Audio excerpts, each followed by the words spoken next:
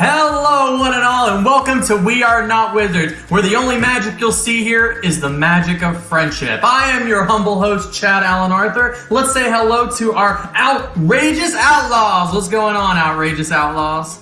Hey. So we got a little bit of music playing on the background. I feel like we should tone that down a little bit while I ask you guys, how was your week? What's going on? Hold on. You are muted for some reason. Again, it keeps happening. This is the running joke. I always want to be first to talk, but it always shut up. It was slow. It was fantastically slow. Slow? What about everybody else? Anything interesting, fun happen?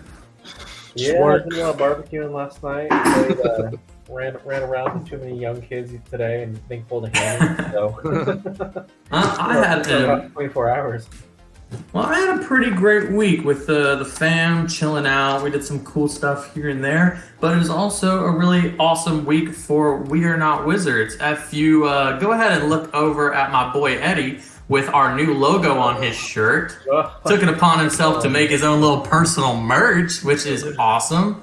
And who knows, maybe this is the beginning of future merch. Who knows? That's up to you guys.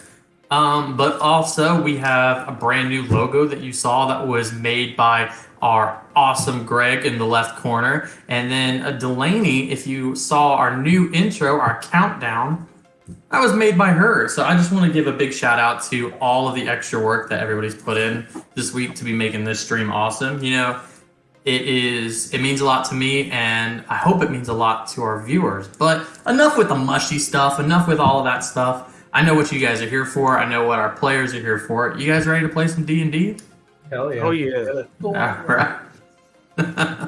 On that note, let me set the scene. Last we left off, we had our adventurers looking out at a new horizon. A new horizon full of adventure, knowing they just completed their first official mission for the outlaws. Alongside, they met a lovely group of goblins in a lovely town. This group of goblins had a bit of a, how you would put it, altercation in their own town, which led to them joining up with our outlaws in their new ship, the Camden, which they got rid of the Gray Lady to get. On that note, we find you all got rid of is relative. We'll see. Yeah, we'll see what happens later on.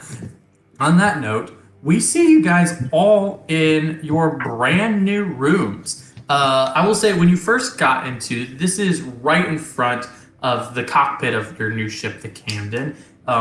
Directly away from it, there are kind of little apartment buildings, each of them containing, a sink, a little side room with a bathroom and sink, as well as a bed and a little desk. But they're all kind of destroyed and ruined. The desks scratched or torn apart.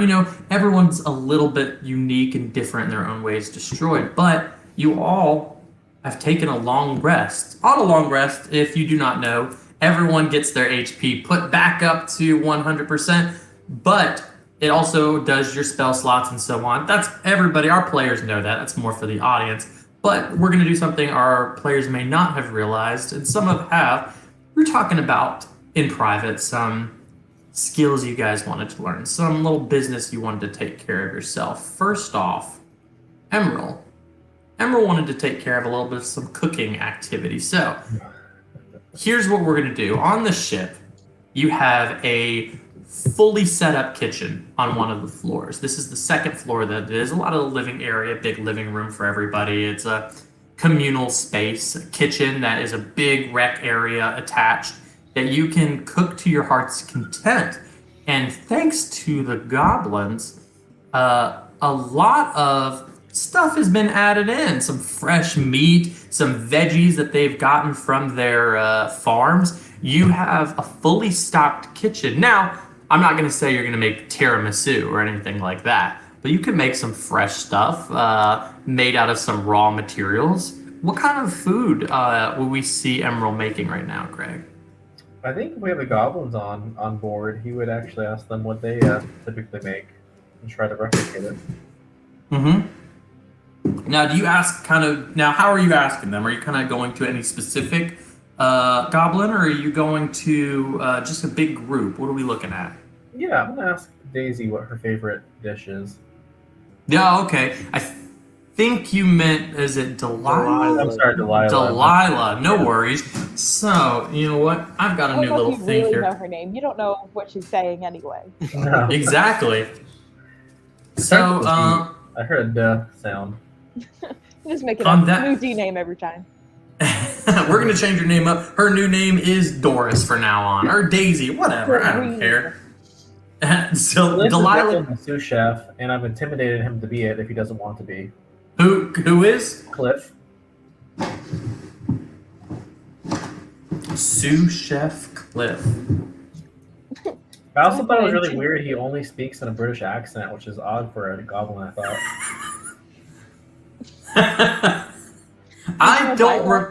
Hold on. I don't remember him speaking in a British accent the last time, but you know what? Guy last time, but now he.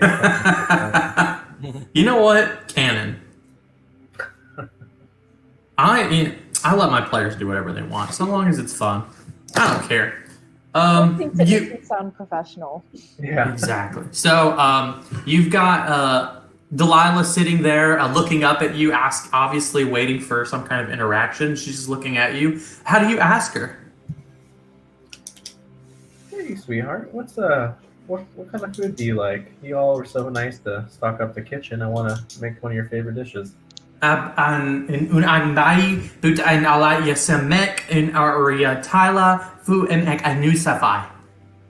pie is one of my favorites too, and I will make that.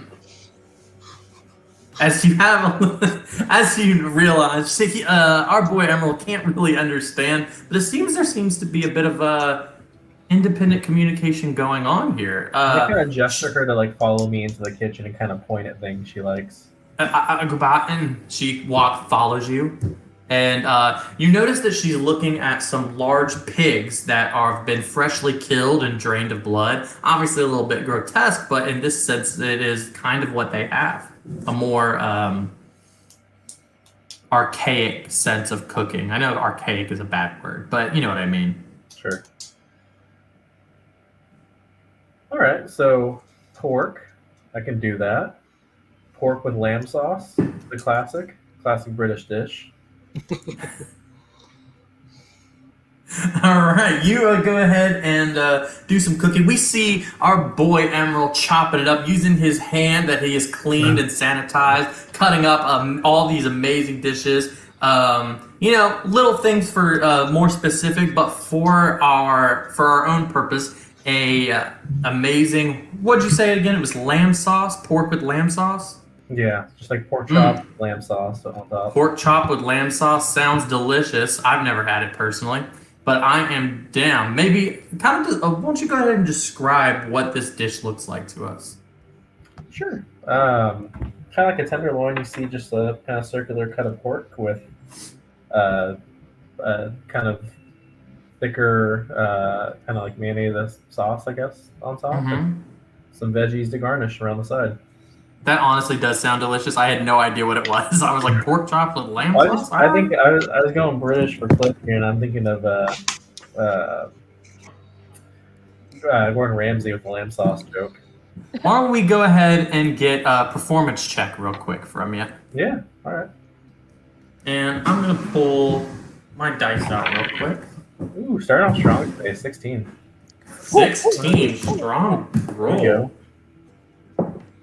All right. On that, the room is filled with this amazing smell that enriches the entire ship, giving them more energy. And as you know, there's bonus to all of your cooking, which gives people some bonuses right there. I believe that is due to your...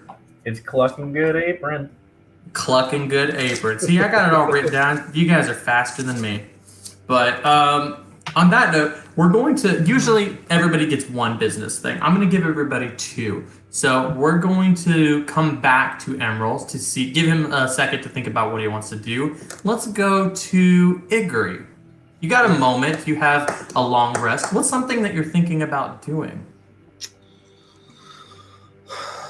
Well, Iggy was a little bit interested in some of the technology, but today he's after resting and everything like that. I think Iggy actually wants to look into like if there's a way to start, knowing that Greg wants to learn to cook, maybe grow some plants and stuff like that and vegetables on the Interesting. So okay, like here we potting, go. Let's some potting. So, if you look down into the science room, there's many unused areas.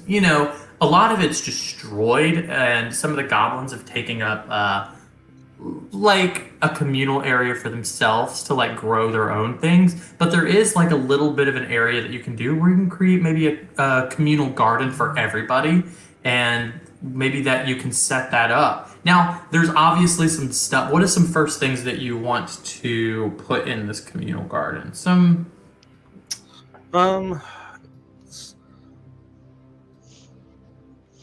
Iggy would probably look for like green things like lettuce, easy things, lettuce,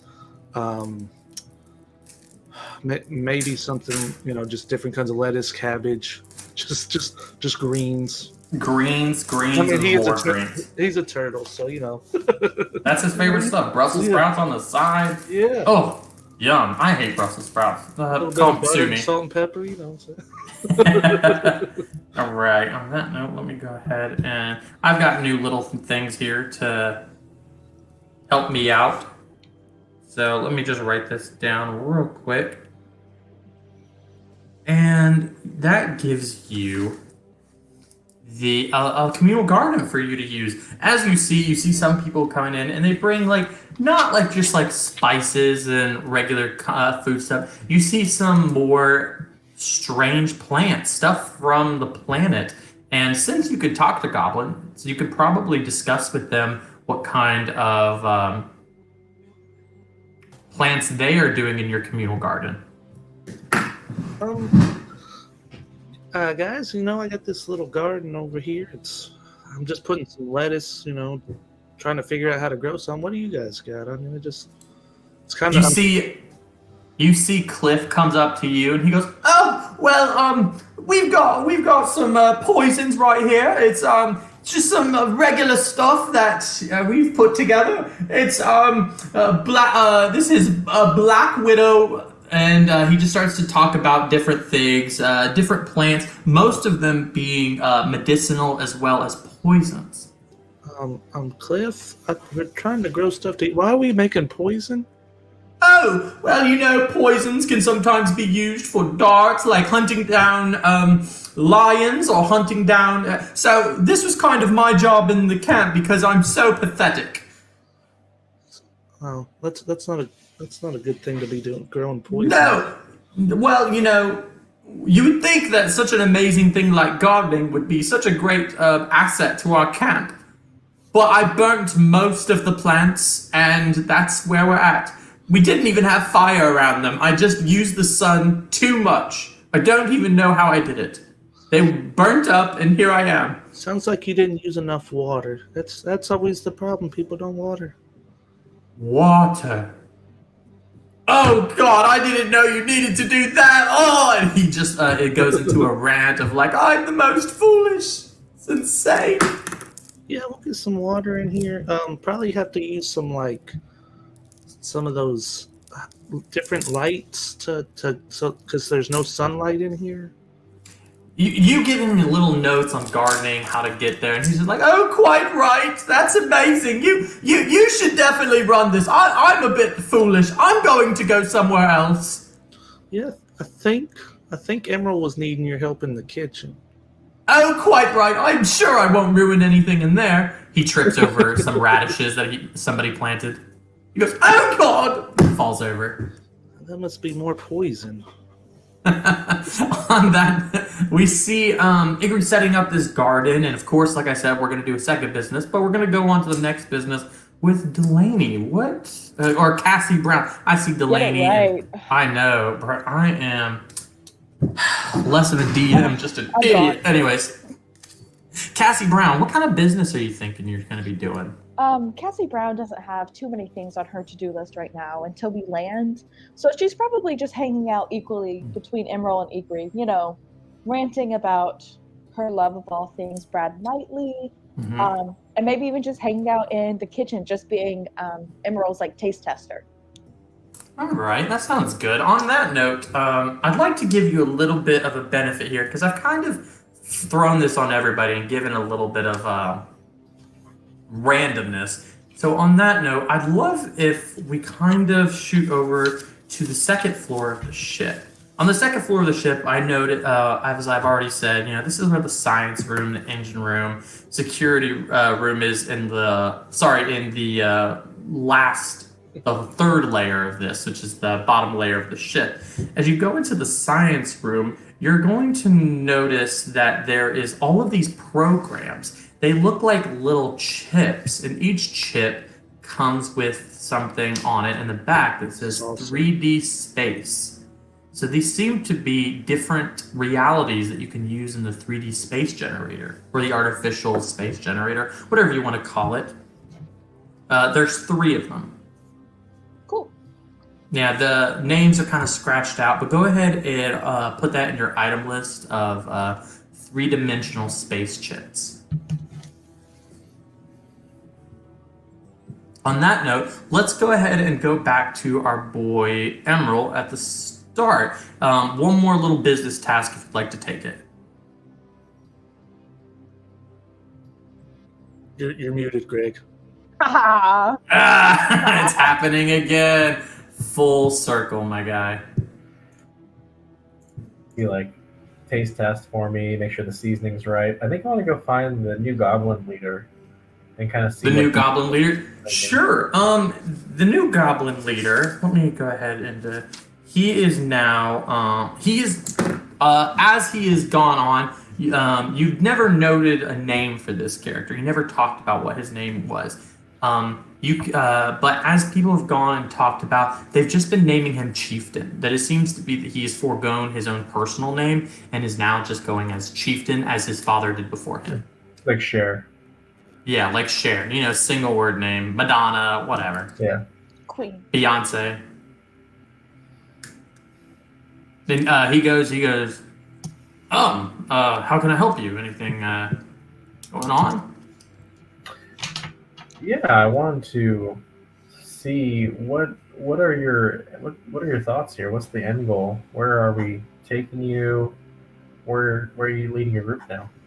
Oh, as a new chieftain, it's definitely my job to decide these things. The truth is, I'm not really sure. At the moment, I'm kind of just allowing them to explore your ship and repurpose and fix things as they so choose, so long as they don't go awry. As you notice, every one of you kind of realized that the goblins are basically just cleaning up. You see that, like, your rooms, that as you will wake up and later see that they have cleaned your entire room and made it look nice, taken away, like, old desks and rebuilt, like, some more simple, crude desks. Spit shine some stuff, thrown stuff out of the space lock that was no longer usable, as well as repurposing things for themselves as armor, gear, whatever they can put together. But at the moment, he doesn't really have any ideas, and he's just like, well, I actually would really love to pick your brain and tell me what's something that you think we should be doing. At the moment, here's where my headspace is at. Where we were was so difficult. To walk away from it was an easy choice. But as they say, without risk comes no reward. And I'm hoping that my risk comes with great rewards, but I'm not sure what they are at the moment, and I'm not really sure of the next step. So I'd love to pick your brain to tell me what you think we should do. I must confess, I'm not sure I'm the right person to ask about that. The last few Fair years, enough. I haven't settled down myself. I haven't known the comforts of settling down and having a place to call home. I'll be honest, I don't. Exploring your ship, it's a bit small for an entire community here. Not saying anything about your ship. Your ship is very large. We definitely all fit here, but it's not enough for a whole community. I definitely see us putting roots down somewhere safer, somewhere more, how would you put it, developed than what we once were, and hopefully trying to learn. And that's a big reason why I've let my people just explore the ship and allowed them to have free reign, so that way they can learn new things and absorb information. Us goblins, we have a very short lifespan, so we are known for making quick decisions as well as learning things very fast.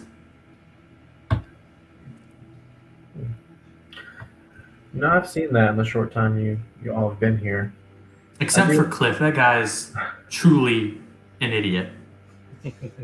Yeah, As you see Cliff, he's like, I'm right here, sir. That's not, I can't disagree with you. We'll make a chef of him yet, though. Cousin.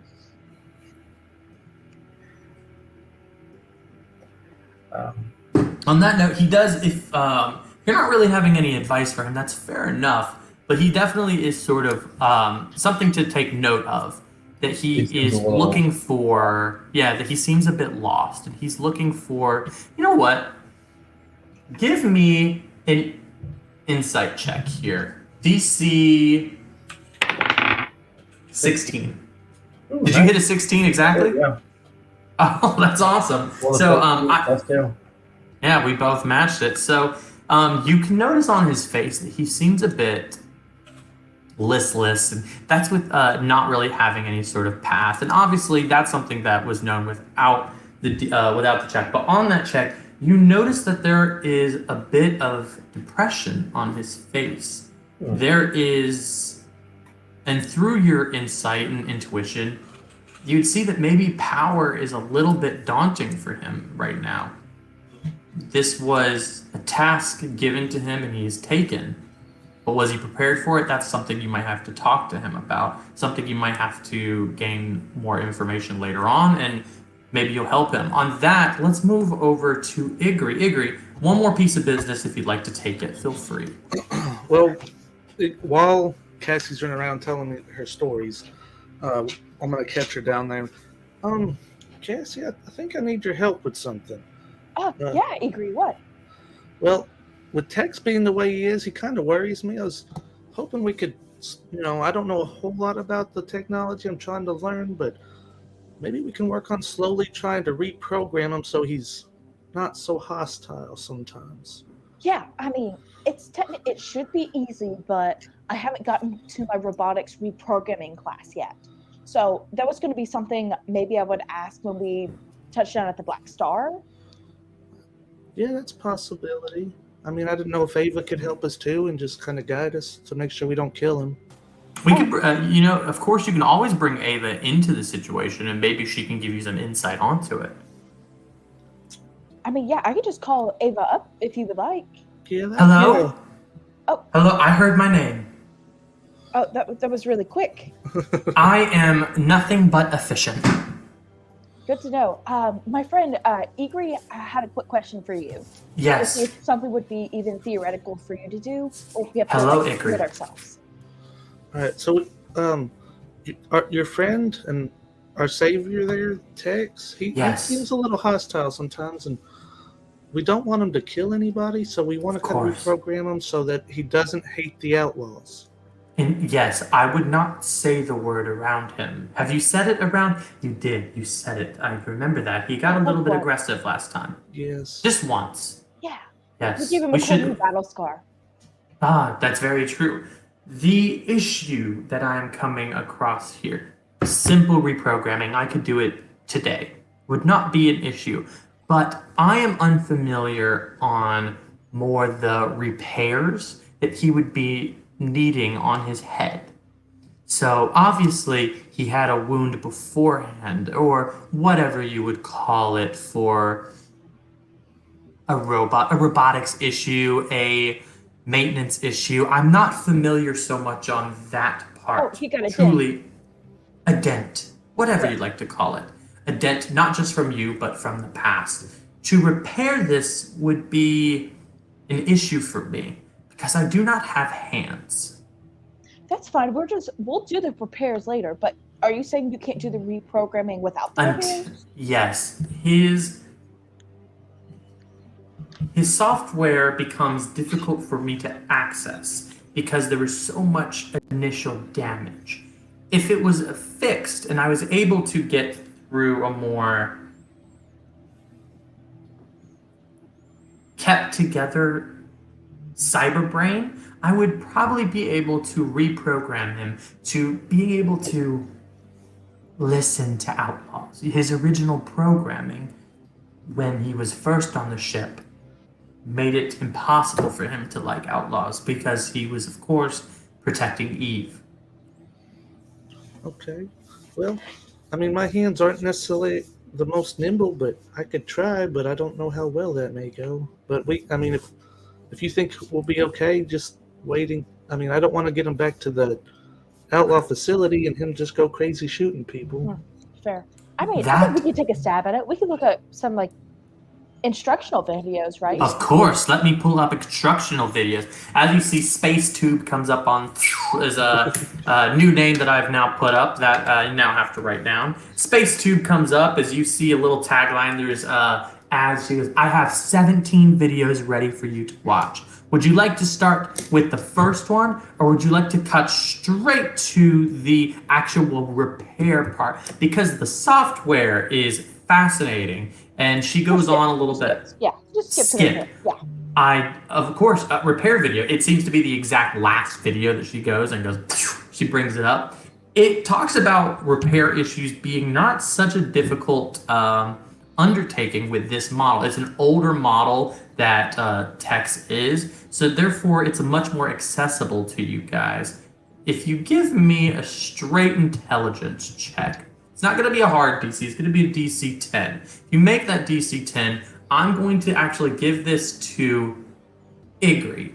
If you can give a DC 10 straight intelligence check, you understand the video and you're able to process everything that's going on. Can I give it an advantage or the help action? Yes, give him the help action. That'll add a D4. A D4. Yeah. Go ahead and anything else. 14. 14. On a 14, you're able to gather. Your experience as of late has really allowed you to understand what's going on with technology as of late. Because at first, maybe technology was daunting, but you're a smart turtle. You learn fast. You were able to sort of get everything that you possibly need out of the video. On that, let me take a look here quick before I give you a new roll. I'll give you another roll. And this is going to be, again, for Igri. But we're going to get another help action from... Cassie. Yes, sorry. I'm not the name. I was looking at something else. But we are going to do... Let's see. Let's do an investigation roll.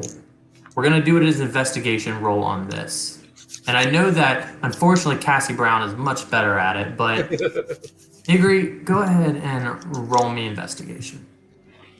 Come on. 18. 18! DC was 15. You totally made it. You look through this hardware and realize there's not a lot of things you're going to need to do to the outside. It seems that very simply on the underside of his cyber brain, so to speak, his mainframe or whatever you want to call it, is basically some debris that's lodged in. Removing the debris with surgical hands, you see Cassie Brown take this out with Igri definitely giving the insight, being like, oh, I see what the issue is. Knowing from what you saw before and taking it to here, you're seeing what the issue is. So with nimble fingers, we see Cassie Brown remove this. But give me, and this will be the last roll for this. Give me a DC 14 acrobatics. And this will be on Cassie Brown. Oh, okay. Does she get the help from me? Yes, you can give her help action. I got a +5 for it, so. That's a 12 plus 5. It's 17 already, right? 17 on a help action. 18 with the D4. Oh, with a D4. It's like sometimes you want to rely on stuff and you can't. But luckily, we don't need to rely on that D4. We rely on your straight rolls. You're able to nimbly take this small debris. It looks like a shard from some type of metal, maybe a table, maybe some screen or anything, not really able to identify where it's from. But as you remove it, you see him shut down completely. Oh my God. Ava looks and goes,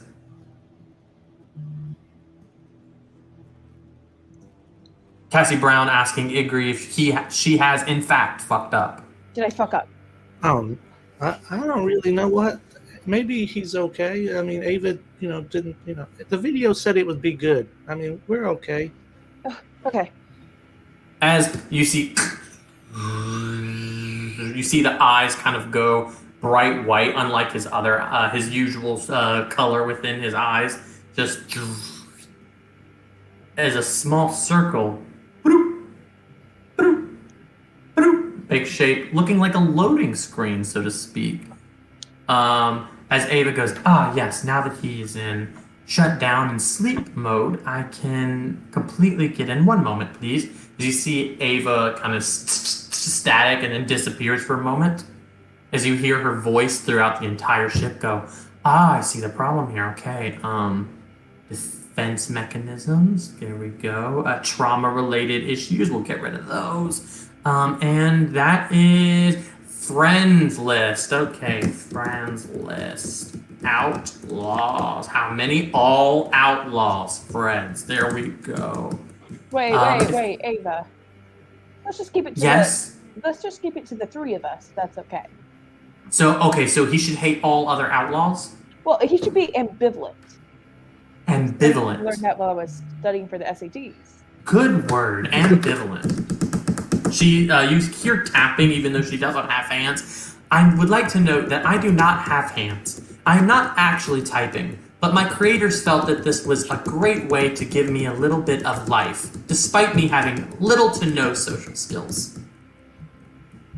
There you go. Ambivalent to outlaws, friends to captains of... Oh, it's so great. And you see static starts to create. She goes back up, goes, if you give him 24 hours, he should be ready. New software takes a little bit with these old models. Oh, perfect. Thank you so much, Ava. Wonderful. Of course. Is there anything else I can do to help you? Not for me. That's great. I'm going to go because one of the goblins is chewing on a lot of wires right now. Yeah, that's a good... Yeah, they're not real smart. Yes, they are not. But quick learners, I'm teaching many of them common goodbye. As you hear, that's not very good. You hear a shock in the background and Cliff's voice rings out. Emma must not be paying attention to Cliff. Yeah, he was chewing on some wires on the oven, and it seems to be an electrically powered oven. No gas on this ship. This is all electric units. But does the hat that Tex wears, is it like built into his? No, it is on and off. Ooh. I'm putting it on and wearing it right now. Oh, sure. As we see our turtle boy putting on a brand new 10-gallon hat, looking more like an outlaw every day with his little red bandana. Woo-wee! This is a good-looking turtle. That's all I gotta say. How heavy a hat would that be, being a robotic 10-gallon hat? What kind of hat? It's a large brown hat with a big strip right at the base. That's a little bit of a darker brown. His head is a little bit smaller. It's kind of shaped in the form of one of those pill-looking things. and it kind of fits gently on his head because it was made for his head. And if you look over at Igri's, it almost falls onto his head a little bit bigger than what Igri's head would be because it's just like. How heavy is it? I think is. Yeah. Oh, how heavy is it? 10 gallon. Oh, it's not like a robotic hat. It's just a regular like cow. It's a regular hat. It's not metal whatsoever. Oh, gotcha. You know, robots got their own sense of style. Looks good on me. Yeah, Avery, it suits you. That's right. You should steal it. Now I just need me one of them shooting things that he carries, and I'll be all right. Yeah, Give me a little holster. I can spin it around. You want me to take it off of him? No, he's gonna. Well, I don't know if it. Yeah, he's fine. I don't need that right now. I'd also like to say the thing you're referring to, I believe, is his arm, which has a gun on it. Oh, his arm has a gun on it? You could completely take his arm. No, that's okay. On that note, I'd like to also note on this video, as well as the hardware, it seems that you are taking a lot of initiative to learning new technology. I'd like to go ahead and give you a +1 to give. You know what? Let's not give you a +1 to your intelligence. That's too much. I feel like that's a little bit much. Let's go ahead and give you proficiency in investigation. Let's give you proficiency in investigation. I don't know if that'll add anything, but maybe later on. Who knows? All right. Yeah. From now on, we'll give you that little bonus. A regular On that is in the group now. On that note, so you see the former chieftain walk up to you and goes, hello there. And this is walking up to Igri, and he goes, I am of the inclination to tell you that the blue lady has said that we are coming out of something called hyperspace, and that you all should get prepared. She also said I should buckle up. This was not something that my father taught me. I don't know what buckling up means. And as he says that, you hear, and he shakes and falls off. He goes, whoa, and falls off the ship a little bit into like a new area. And he's like, I'm okay. I'm okay. That's You look up. No, go ahead. I was just gonna say that's what she meant. That buckling up keeps you from doing that. Good. No. Just no. As you guys look out, and I'll go ahead and say that everybody here is being called on your PAL to the captain's chair. What is that noise, Cassie? I don't... Oh, it's from your wrist. When you hear that, it's like a little. Forget it's there. Yeah, that's what makes it so great. It's always with you. Maybe I'll learn about that someday. I'll teach you all about it. Don't worry about it. Oh, yeah. I'll teach you how to take a selfie first. Selfie. Okay. So I assume everybody goes up to the deck of the ship, correct? Yep. All right. As you go on, you see the captain chair turn towards you as Ava's sitting in it, and she goes, I hope you don't mind. I went ahead and tried to see if this chair was comfortable. It's not. She stands back up and she goes, if you would all like to come over to the captain's chair, whoever you would like to appoint as captain, or if you're all captain, you may share the seat and I will build in multiple seats, but whoever would like to sit, we can go a long way, and I can give you the details of the new planet that I have never seen before. All right, Cassie, that's you. Cool. And then she pokes for it. As you bolt and sit in the chair, she goes, this is completely inappropriate. You are 13 years old. Okay, that's fine. We had a vote. It's fine. A vote. Okay. Vote it is. That's how we're deciding things. You guys are great captains. Anyways, as picture goes up, this planet has no known information for myself, but using the hyperspace drive used upon your previous ship, the standard has been etched into the metal, seeming to be an insult because it used a very explicit word on the side of it, starting with an F. I do not want to repeat that. Anyways, the Oh, come on, standard you can. ship. No, I cannot. I will not. The F standard, I will now be referring to it, is the the ship gave us a little bit of information, being that this is the Black Star or Outlaw Star. It is named by many different individuals. If you would like to land, we can land right now. It seems there is coordinates left over that give me information. What do you say, boys? We land? Aye, aye, Captain. Yeah. I would also like to give you the option that you can take your new ship, the By Felicia, has been named by all of you. Oh yeah, that's the BF. The BF. I will now note that into its new ship logs as BF, not the By Felicia. By Felicia. Oh, that's just so short. It's just an acronym, shorter acronym for it. Oh, so I should refer it to BF or By Felicia? Absolutely. I call it the Anyway. BFF. The BFF. Because we're I'm going to bi-Felicia call and it the By Felicia. I prefer that name. Okay, By Felicia is your away ship. You are more than welcome to take that as well, to give you a little bit of options.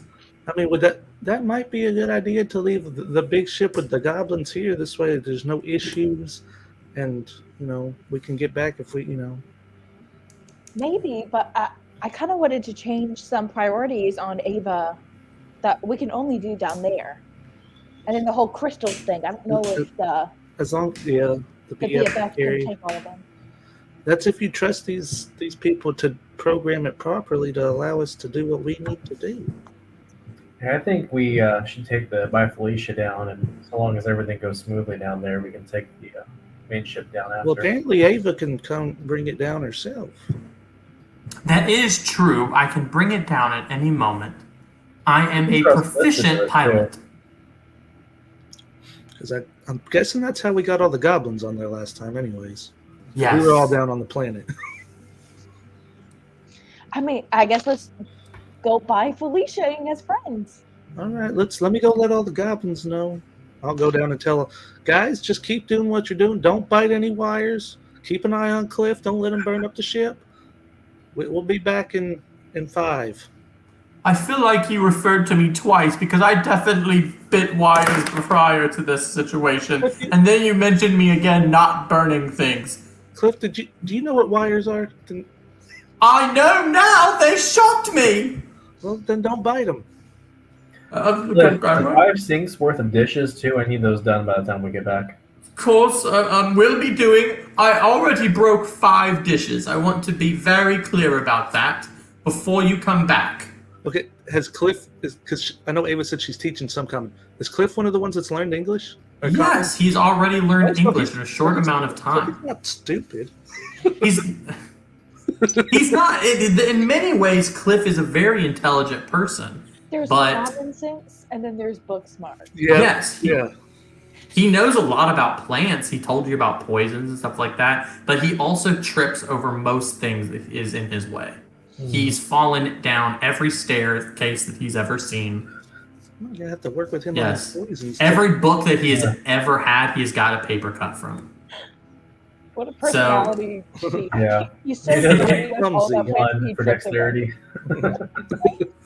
He goes, I will definitely do that. As you look on the back of his head, you see a little bit of a hardware, a little bit of a mechanics that he has that is inside of his head, similar to like what you guys have with your pals.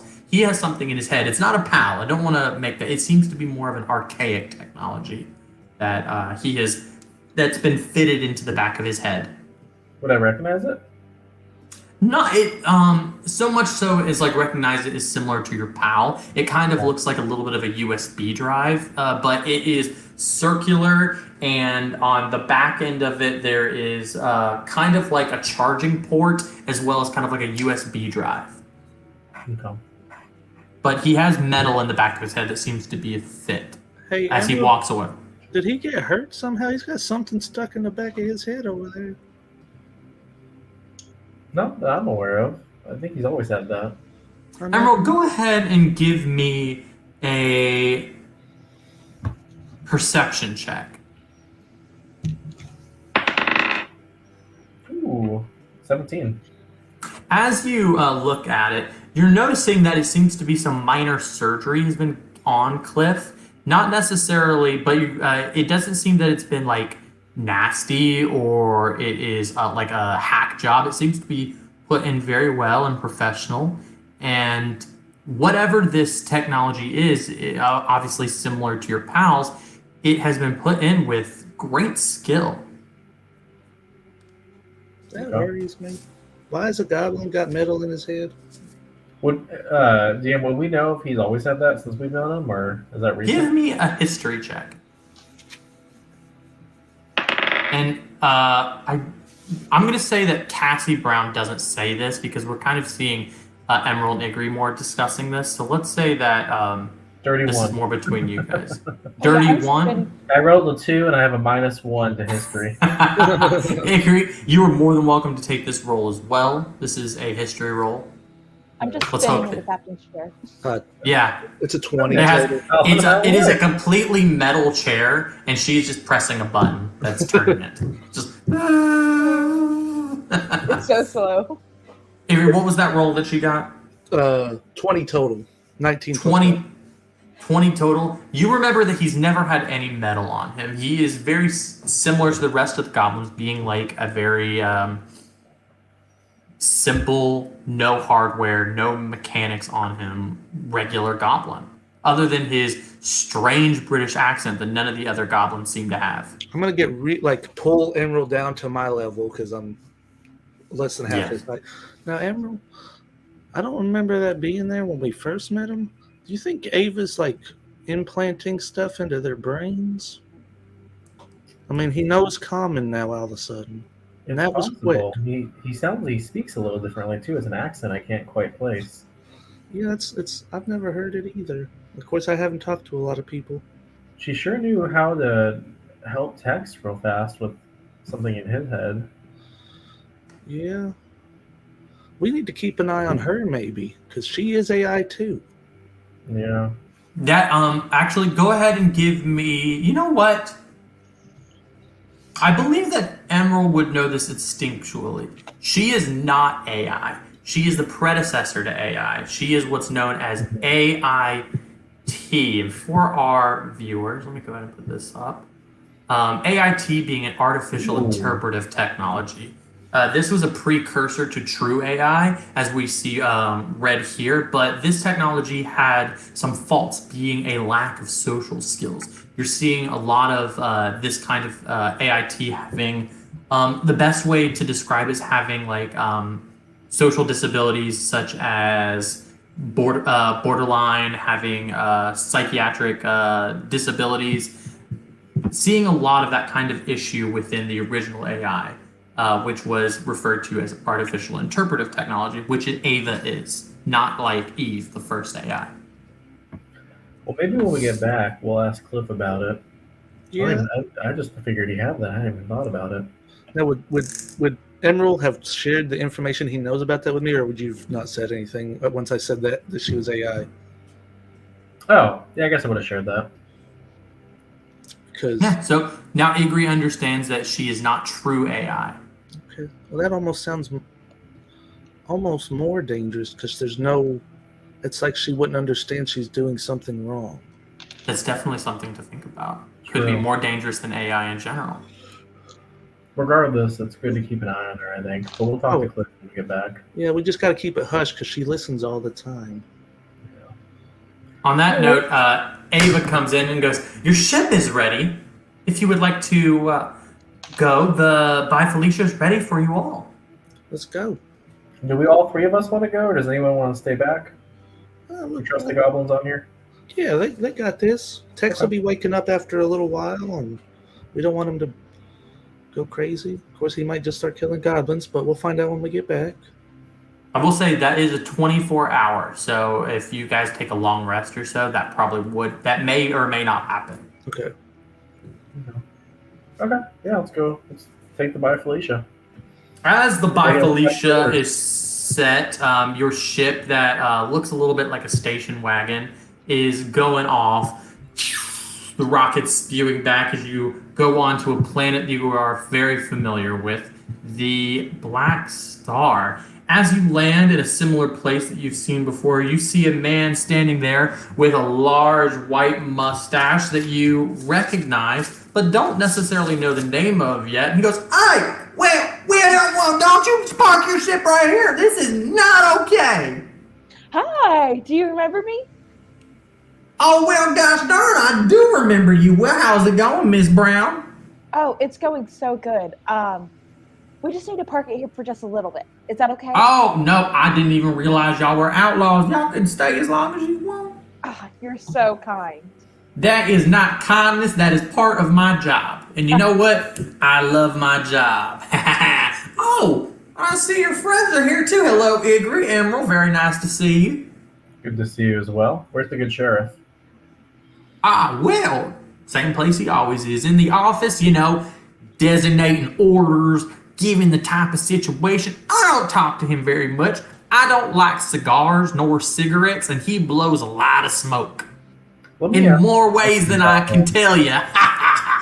He slaps his knees. Have you ever seen him outside of that room?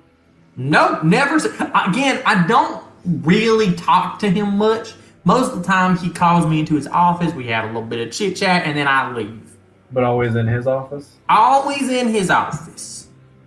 Okay. So that's not true. Sometimes he does call me. I can't say that he was in his office then. Maybe he wasn't in his office at that point. I had a quick question for you. Please. And this is purely just because I'm so interested. Of course. Where do you keep dilithium crystals here? Oh, here, I got a whole assortment. Here you go. Here's one dead dilithium crystal. Here's another dead dilithium crystal. Here's another dead dilithium crystal. He seems to have an assortment of dead dilithium crystals. Oh, I meant ones that are still working. Oh, girl, you are trying to buy the good stuff? I completely understand. That's going to be 100 gold. For how many? Oh, just one. Where do you keep them? I just need to Go know. ahead and take a little bit of a notation of what he said. Give me a insight check. DC 2. DC 2 for an insight? Yes. You got this. We'll see. I add 0 to insight. Not one.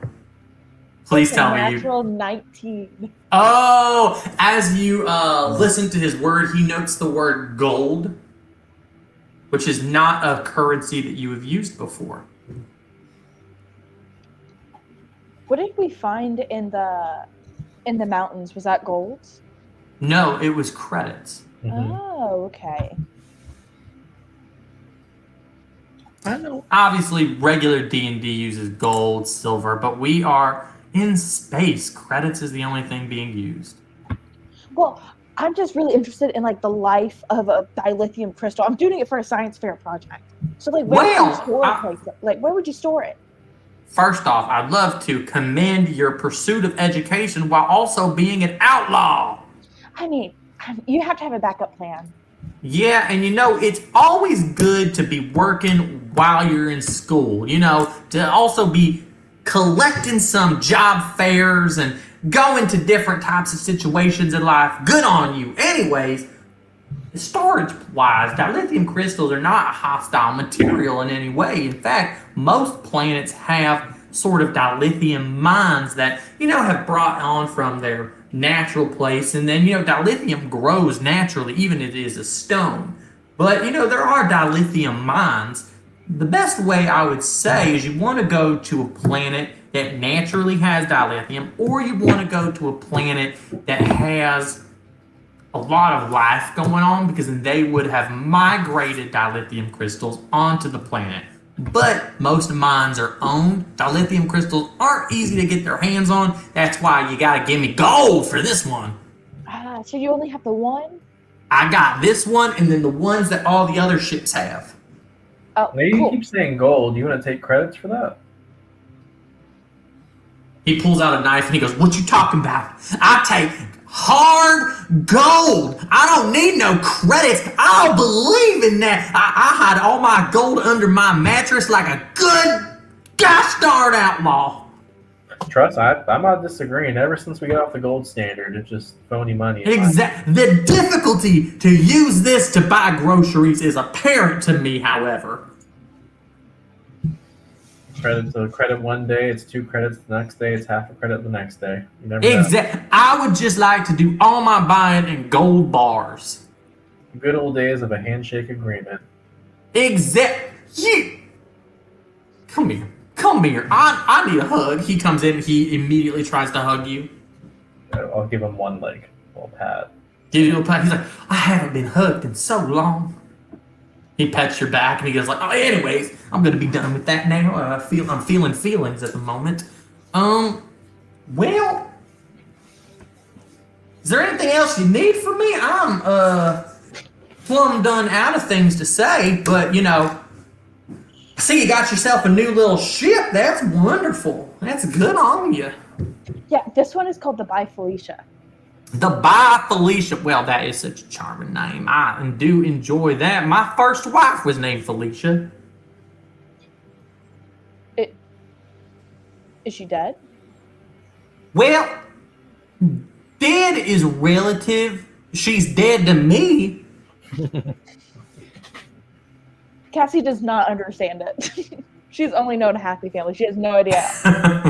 A very simple mom and pops type of situation, unaware of the type of jokes that he's getting on. You know, well, you know, a ball and chain is exactly what it says, a ball and chain, and I'm a free bird. And he's coming all types of stuff and giving little colloquialisms that Cassie Brown's not really sure. And I don't think Emerald, maybe Igri's seen families a lot of the time and knows kind of that situation, but Emerald was an assassin most of his life. I don't think this kind of situation he would know. I understand dead to me. I'm used to that. Dead, he heard the word dead and it went, got it. On that note, he goes, well, I need to be fixing up some stuff. I have some sweeping to do. I have some hardware to put together. Bye. As he walks off. Well, I guess we know where to get some crystals here if we need any. Yeah, or how to get them in the future, too. True. Is there anywhere else we want to see, or do we want to go straight to the sheriff? I think our main goal is to go there. Okay. As you guys walk in, you obviously walk through the town, being a town dead and sort of lacking life, other than like a couple locals that have stayed on the Outlaw Star. You walk straight to the main area of the Outlaw head base. Again, same shape as before. A lot of things destroyed. It doesn't seem to be anything has changed. And of course, I'd like to note that you also have the elevator still in plain view where you guys didn't put the bookshelf back. Don't go to the second floor. That's dangerous. Do we take the stairs this time, or do we... That's a long walk. All right. Just press the right button this time. Yeah, let's just do that. I mean, do you think the second floor is like a rotating exhibit? Like it's different this time? You want to see? You go first. Check it out and let us know. Well, we're not You going know to. what? We can do it later. Maybe on the way down. You guys go into this elevator having 3 floors, 1, 2, 3. Who pushes the button first? Is there still a sign on the thing? There's the remaining sign, do not press, right there, right above the second floor. Cassie Brown resisting a childlike urge. I pressed the sheriff's floor. You press the 3rd floor, it goes bing. As you go in, doors open, a big cloud of smoke comes in and hits you all. And in the smoke, you see in front of you someone that you recognize. Mr. The Juice jumps right up and he goes, well, how's it going, Rockstars? I saw that you completed your mission. Mr. Sheriff Law told me the whole situation. You guys are bang, booming, wowza. Oh, it was really touch and go there for a second, but I mean, we always pull through. Rock and roll, cat. Hold on. Hold on. He turns the latch and he goes, I'm sorry about that. I was using my radio voice. What's going on? I kind of like the radio voice a little bit better. Let me go ahead and put that back on. Hey! Yeah. Brought to you live from Outlaw. I mean, it's so nice. I mean, it was touch and go. I mean, did you see me drive that ship? And they were down, and we just kept running and running. Did you get to see any of it? Oh, I didn't see nothing. They just told me you got it. I just was proud of y'all for making accomplishments, being a good old outlaw. We need to really think about making game tapes, y'all. Game tapes? Well, if you want a camera, maybe we can figure something out. Highlight reel video. Exactly.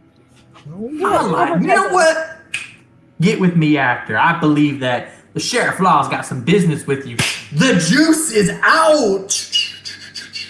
He's shooting fake guns as he presses the button. The door's closed. Closed. He's gone. During any kind of thing that goes on right now, Igri's not looking at all, paying any attention. He's basically looking at these for those little things that he saw before and trying to figure out what they are. Give me a perception check. Okay. Let's see. Perception. DC is going to be a little bit difficult here. It's going to be a DC 17. Not good. 9. 9. As you see the little black dots. You notice that there is definitely like a reflective surface on it, but to really know what they are, you have no idea.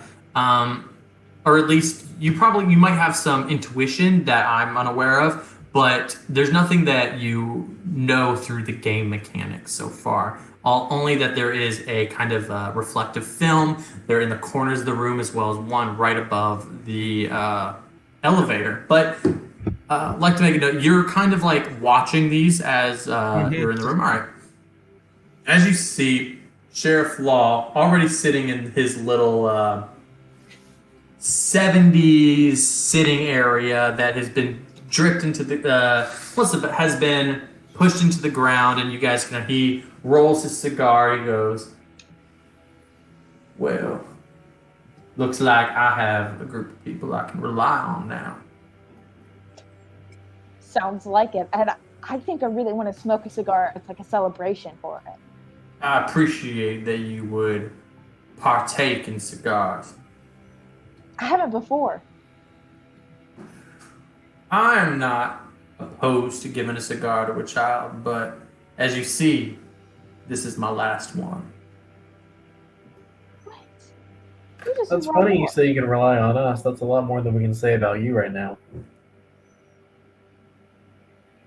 Give me all the information on this mission. Well, Damn, Emerald. I sense a bit of a tone you're having there with me, Mr. Cyborg Man. Go ahead and speak plainly. I don't know how much plainer I can put it. When we're put on a mission, I want to know what we're there for, not lied to about the last group you sent. I understand. If I were in your place, of course, I would feel a bit betrayed.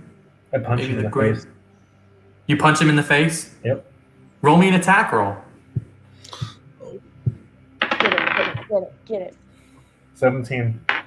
As you go, your hand passes right through him, as almost like an after image goes away, and he appears right behind you, and he goes, "Why'd you have to do something like that?" So there's like a new image, and the other image vanished? I'm confused. Give me a perception check.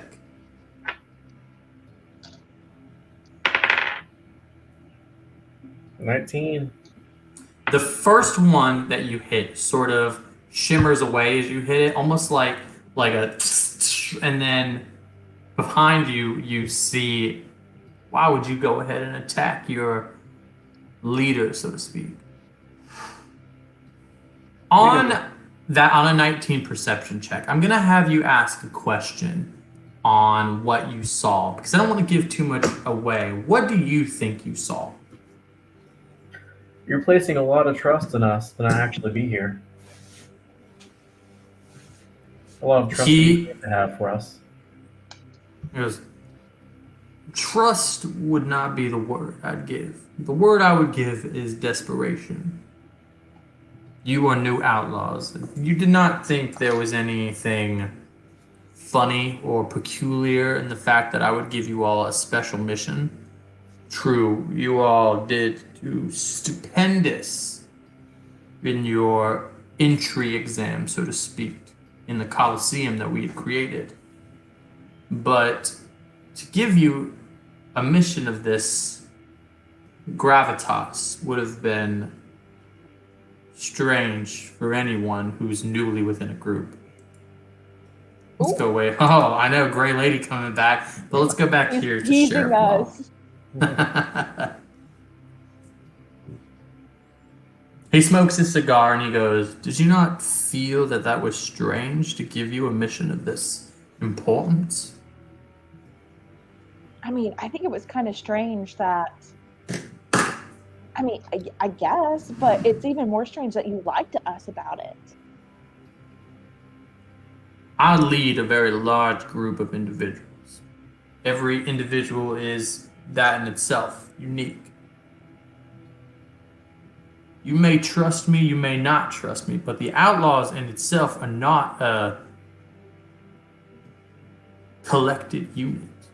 We each have our own goals and aspirations. Our main mission, among all of us, is to bring down the AI. Other than that, I could not trust you in the same way that you could not trust me. Seems you can't trust anyone. Not only your quartermaster that you've employed has never actually seen you. I believe that you're referring to Patchy, correct? Correct. Patchy's seen me plenty of times, just maybe not so far from the quarters here. I don't leave. I'm not a very outgoing person, so to speak. It's definitely my younger brother's job, the more outgoing one of us. I'm much more of a planner, and I guide the outlaws here. Oh, and were you elected sheriff? You know, being not No. popular and all. Well, the truth of the matter is I did not elect myself. And I was not elected by outlaws. The outlaws is a scattered bunch. I revived the outlaws. So therefore I appointed myself as sheriff. So institutional changes. Got it. Institutional changes would be a good way of putting it. But how did you I know will that we not. completed our mission? Very simple. He opens up a screen as you see the blueprints of the Camden come up, and he goes, when the Camden came online, we were sent a signal. The moment it came online, I could not have been more pleased. But we have been looking for this ship for a long time. Not in the sense of knowing its location, of course, as Emerald has pointed it out, we've known for a long time. But we could not obtain it. You were the first to do so. Yeah. I'm sure you noticed the graveyard of outlaws. Here? On The Grey Lady planet. means. Ah, is that what she calls herself? I never was able to get a name for her, on a sense that my kinsman had passed away. We get the sense that if you sent a lot more women there and employed them, you probably wouldn't have had so many issues with her. Good point. Our outlaws is definitely a boys' club, so to speak. So maybe this was the key Another factor. institutional change you might need. Maybe so. Maybe we need a little bit more female blood in our. I will take note of that. As he goes, Especially he in makes a little power. note. In power. In leadership positions, yeah, for sure. It's hard Maybe for fast people. track opportunities for leadership shadowing. believe that you were thinking us outlaws as a business, but that is not something that we are. We Well, like a take government. opportunities. To be honest with you, it's not something that I would implement myself, but the outlaws are a free union, so to speak. If you so choose to run against me in a more formal election, I would not be opposed to standing down. But at the moment, I feel that my system seems to be working in a great way. Yeah, it's working fine. Is this you telling me that you are going to take a formal stance against me in an election, so to speak? No. Just giving you advice because, coming from a woman, you don't really see a lot of women in leadership. And so it's just a whole new group of people if you're really struggling for numbers that bad. All we're saying is if you sent 1 or 2 women on this expedition, you probably would have got the ship back first try. I will say, there are women within the outlaws. I feel that you see me as a sexist, so to speak. And I would like to empowering them on these missions, though. I feel like you're employing them for diversity count. Yeah, how many? Females within the outlaws? Well, within your class, there seems to be at least 12 that joined the outlaws. I will admit is in a group of 100. That is a small margin. Yeah. It's not 50 down the road, but we try hard. It is definitely a male-dominated field being an outlaw. As he kind of talks about, he goes, I'd like to redirect for a moment. Obviously, I have many sexist undertones that I would not like to push onto you, nor would I like to make the outlaws out to be a sexist unit, a military unit, so to speak, nor a mercenary unit. Yeah. But I would like to go back to what Emerald was alluding to of me being mistrusting and, of course, taking a shot at me at that moment. As he kind of give me a you got a 19 on your perception, right? Mm-hmm. Outside of your 19, what do you think you saw? I'm still in the belief that those things that Egri were looking at are projectors of some sort. As you go, noticing kind of like the insight you had before that there were projectors on the wall, alongside seeing kind of this, the instinct that you're having seems to be an accurate one. That these are some sort of projection that the man is not here, so to speak. But it doesn't seem that he is giving you any sort of direct answer. He seems to be walking around it. Here's one way you can earn our trust. What's going on with the second floor here? Oh, well, an infestation is unfortunate for our business, or unit is the better way of calling us.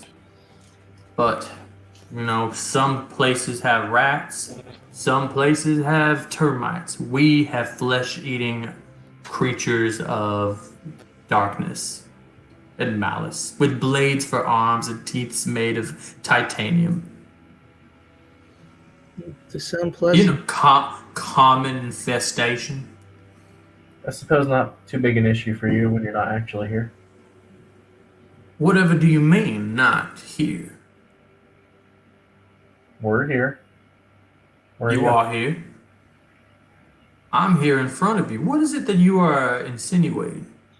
I go to smack this projection too. He smacked the projection. It fuzzes away as a new one comes up, and he goes, well, I feel I should stop beating around the bush. This is a projection, so to speak, as you would note the black markers around the room being cameras. I am not truly here. If you prefer, he goes on as a large screen kind of opens up. The TV in the back. He appears and he goes, would this be lacking to you more? Before I answer him, DM, I want to take note of the background and try to figure out where he's at. It seems to be some kind of space station. Okay. Seems to be a lot of you note that there's dead space in the back. There's not really any planets, maybe some stars that you can see, but in the small frame it's difficult to pinpoint its location, but you definitely see there's some kind of space station. He goes, is this better to your liking? This is. Of course. Well, now that all our cards are on the table, I feel like maybe some people here should put some cards on the table, so to speak.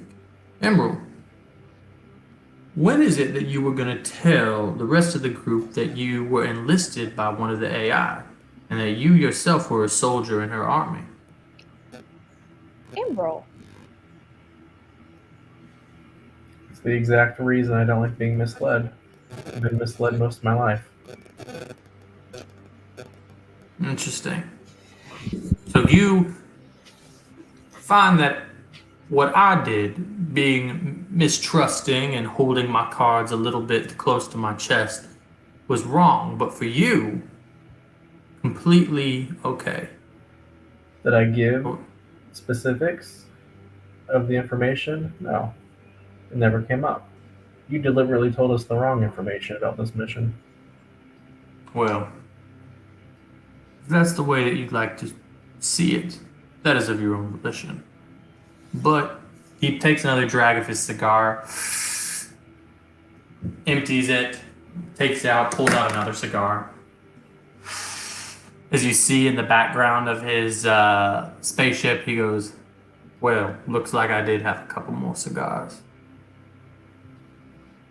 I hate him so much. This might be shenanigans, but can my pal, does it have a way to like track like phone calls and like the locations and stuff? Interesting. This is you know what? Let's do this as an Arcana check. You know, Arcana usually going magic. We'll say that this is a technology, so I will say we're going to do it as an Arcana check for this. DC is going to be, it's going to be difficult. I'm not going to lie. You're trying to pinpoint a location with a cell phone, essentially. Yes. So we're going to say it's a Good at tech. DC 19. She's good at technology. No. Doesn't make it. What'd you get? 8. 8.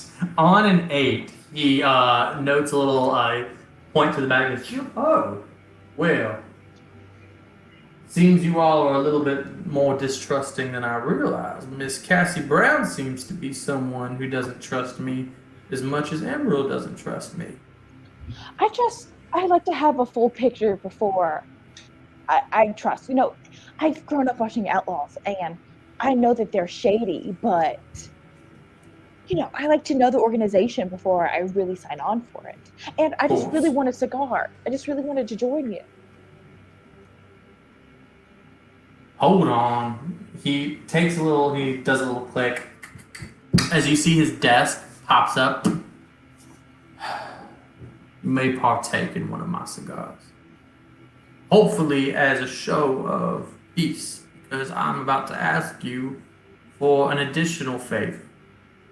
So please partake, all of you, if you so desire. Is it in his desk in the room? It seems to be a little latch is opened up right on top of the desk, and it seems to be a secret cubby full of thick Cuban cigars. And this is where Avery's going to stand up and go, aha, he's a projection.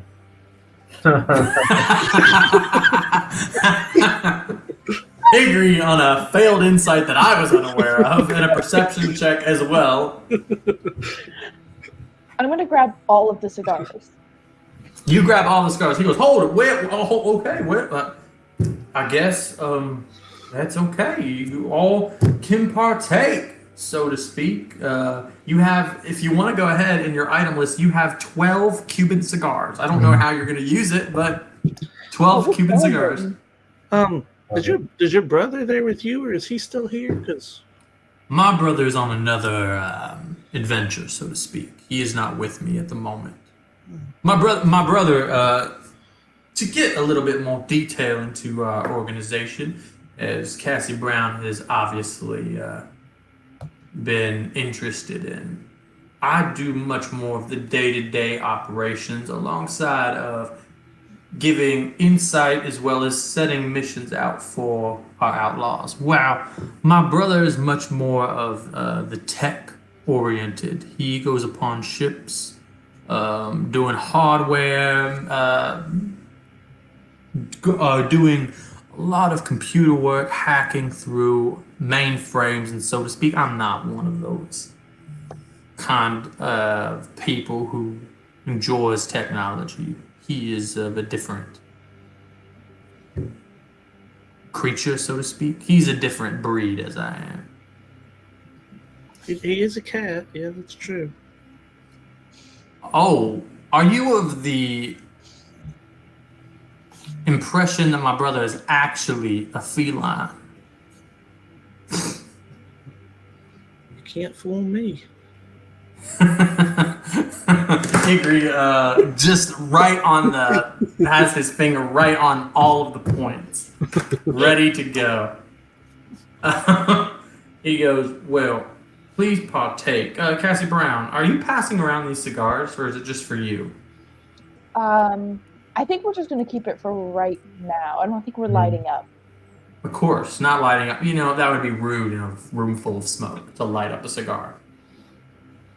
Well, yeah, I just don't want to embarrass myself. I don't want to start coughing. Yeah, fair enough. Wait, so fair Dion, enough. is the smoke real then, or is it still just projection too? The smoke is real. It seems to be that he's artificially maybe filled the room with smoke so that the projection was much more I gotcha. aesthetic. Yeah. It seems to be that there is a little bit of a performer in this man as well. Clearly. He Funny bard. he smokes a cigar and he goes, well, hopefully this is a bit of a peace offering between us. For what I'm going to ask you, you see, as you may or may not know, after the AI wars and the reformat happened, creating the 3 AIs, the outlaw sort of died off. For varied reasons, but the main being that our heavy hitters, our heroes of the wars, fell off. We are of the impression bringing them back into the fold, showing them the ways of the outlaws, would gain us new powers. We would like if you would hopefully take it upon yourself to recruiting our former members, the heroes of old. Oh man, does that mean Brad Knightley? Brad Knightley is on that list. Brad Knightley be... Excuse me? I did not hear you. Cassie Brown, what was that? Say psych right now. I will not say psych. You're trusting me to meet Brad. Oh. Is that a no? We don't. You do not have to take this mission, Cassie Brown. I understand. This is too much for you. Egri and I can handle this one personally if we need. No. I'm in. Well, of course. Well, tell you what. Let's go ahead and make this official.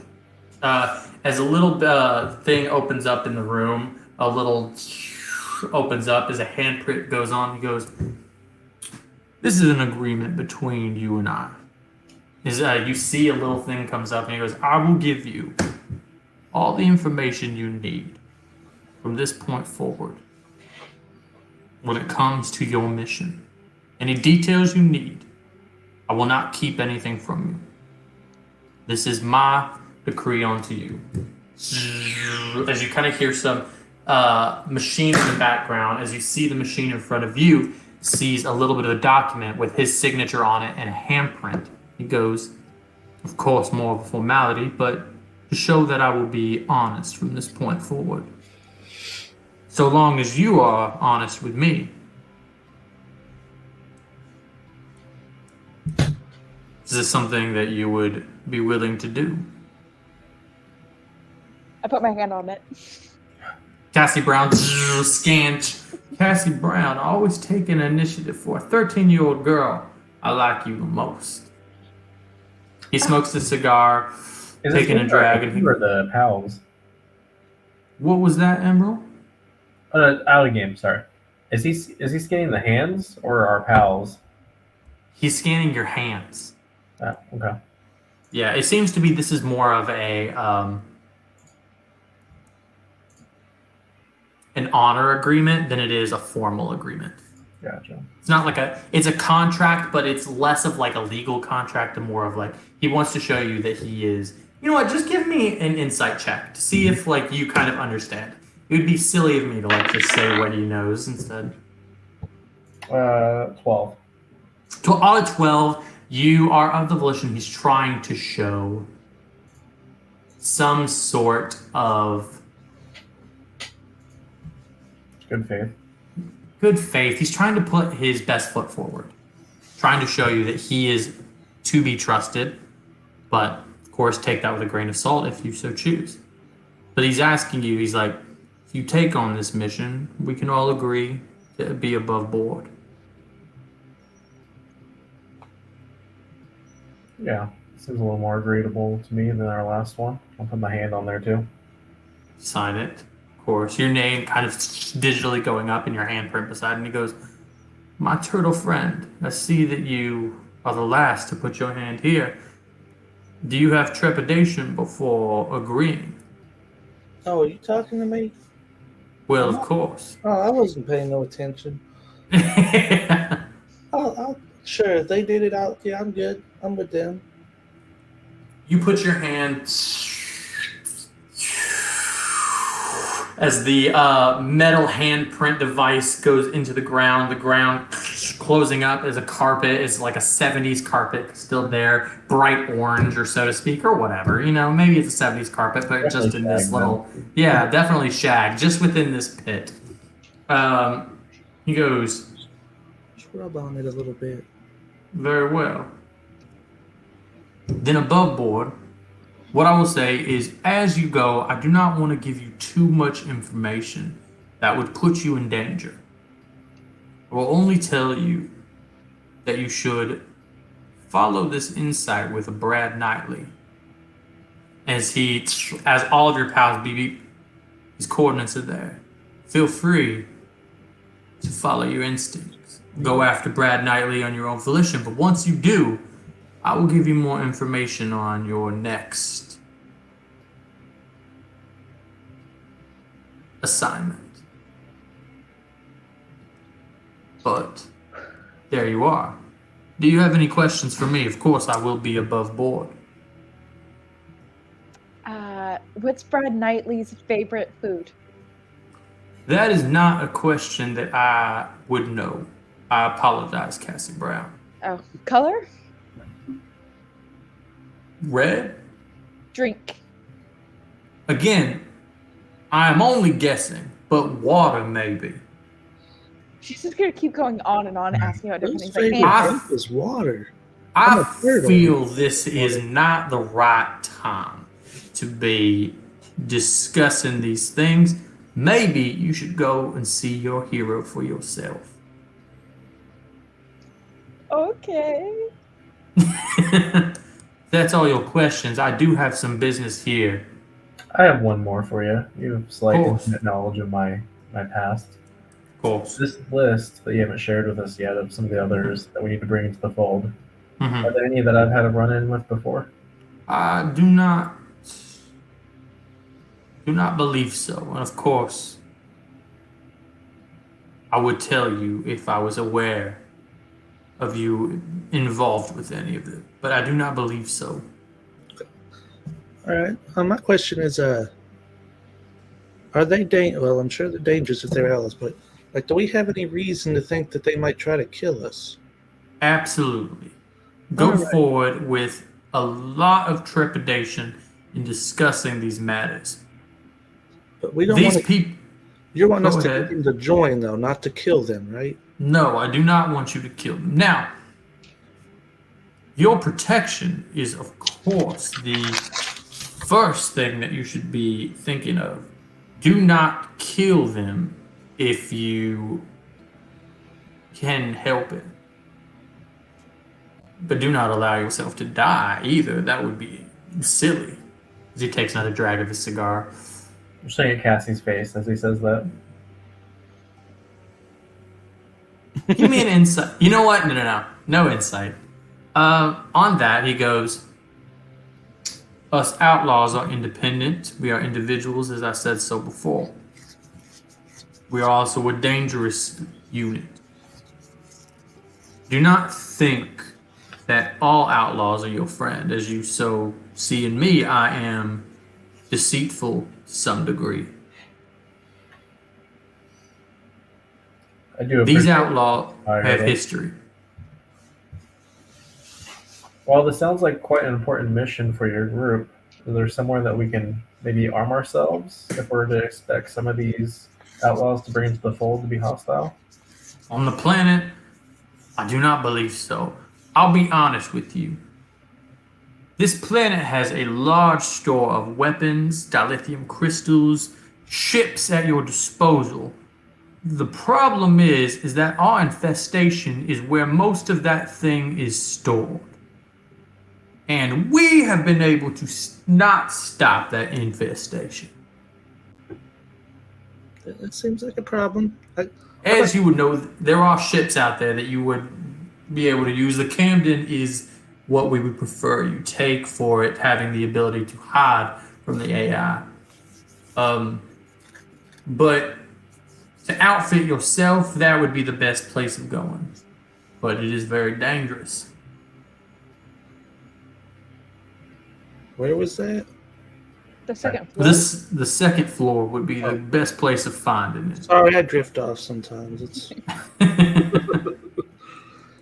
I was saying, do you like my hat? Does it look good on me? Well, give me Performance. a you know what? Give me a perception check. Perception check. You're wearing Yeah. that. 23. Oof. He looks at you and he goes, as Cassie Brown has stated, you are wearing that hat. And then you see on his face a little bit of a disgust as he goes, you are wearing that hat. All It right. looks good. It looks good. Take it off and throw it. No, I'm picking it back up. I We're don't care hat what he buddies. We're thinks. hat buddies. I don't care. I feel you have found me out. I'll only say this in good. It does not seem that it fits you properly. Maybe getting a hat of your size would be better. Something custom made. Yeah. Maybe. Let me think on it. Of course. Now, Last question. last question. I do have to hurry. It's real quick. How much of a relation do you have with the shopkeepers here? None whatsoever. Okay, so they wouldn't care if a directive came from you. They live here on Outlaw Star. So I believe that they would take my word as the leader of the Outlaws, as Sheriff Law. Perfect. That's all I needed. Of course. I will not look further into that question because I feel I would be upset. I'm going to walk away from this conversation. You all have a lovely day. And of course, go ahead and I've fallen on my words. I'm going to hang up. I'm not good at goodbye. And he hangs up immediately. Seems that this southern draw has awkward when it comes to saying goodbyes. He has no taste. Igor, I've heard tale of people being able to use hot steam to fit a hat a little better. I think we can do the same for you. Well, Tex may want it back after he wakes up, so we'll see what happens. He Texas works for us earned now. it. It's your hat. Yeah. But it might, well, in the moment of battle, I don't want it getting in my way. I'm a physical guy. I like to get in there and get rough. The 300-year-old turtle. I'm sorry. And the I'm a first physical fight guy. was singed by laser fire as his dementia was. I mean, it looks great on you. Tex should have to earn it back. You stole it fair and square. I am a master thief. Great stealth. Yeah, maybe a little bit better at that than you, but yeah, we're working on it. We'll see. We'll see who's more sneaky. On that note, Let's go to the second floor and find out. yeah, you guys want to go to the second floor? Let's go. We're The going. ultimate test.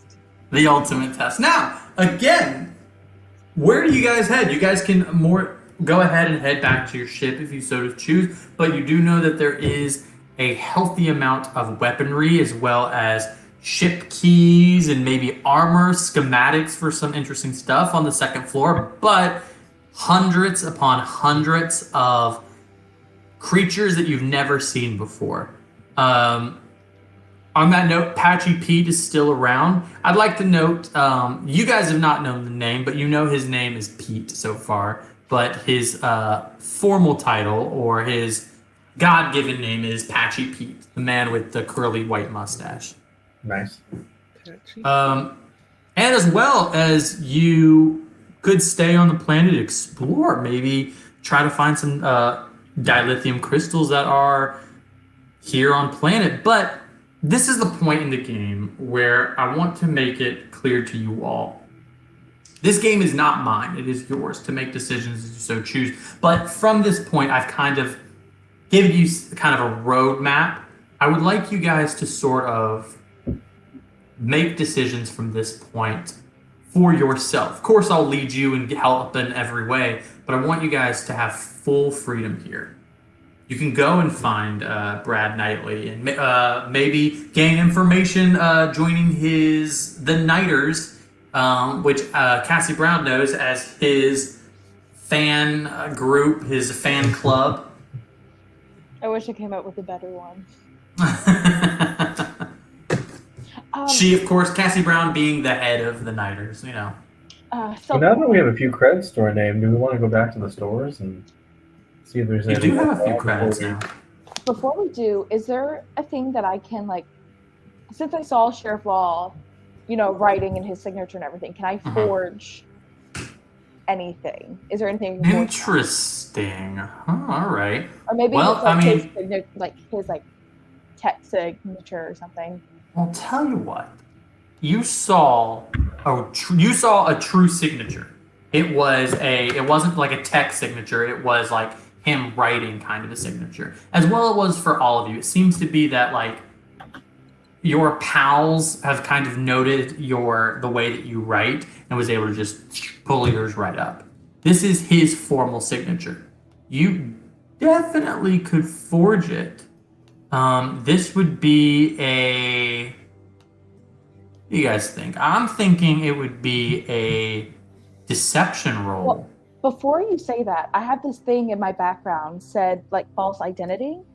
And it says that I can forge documents, including official papers, personal letters, as long as I've seen an example of the kind of document or the handwriting trying to copy. Then on that, you can definitely, without rolls, you could forge it easily.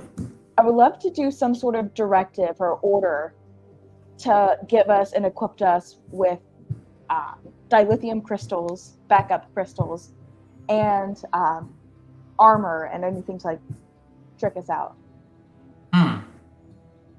Coming from Sheriff Law himself. All right. So here's how I think that. Money. I want to keep the credits. All right. This seems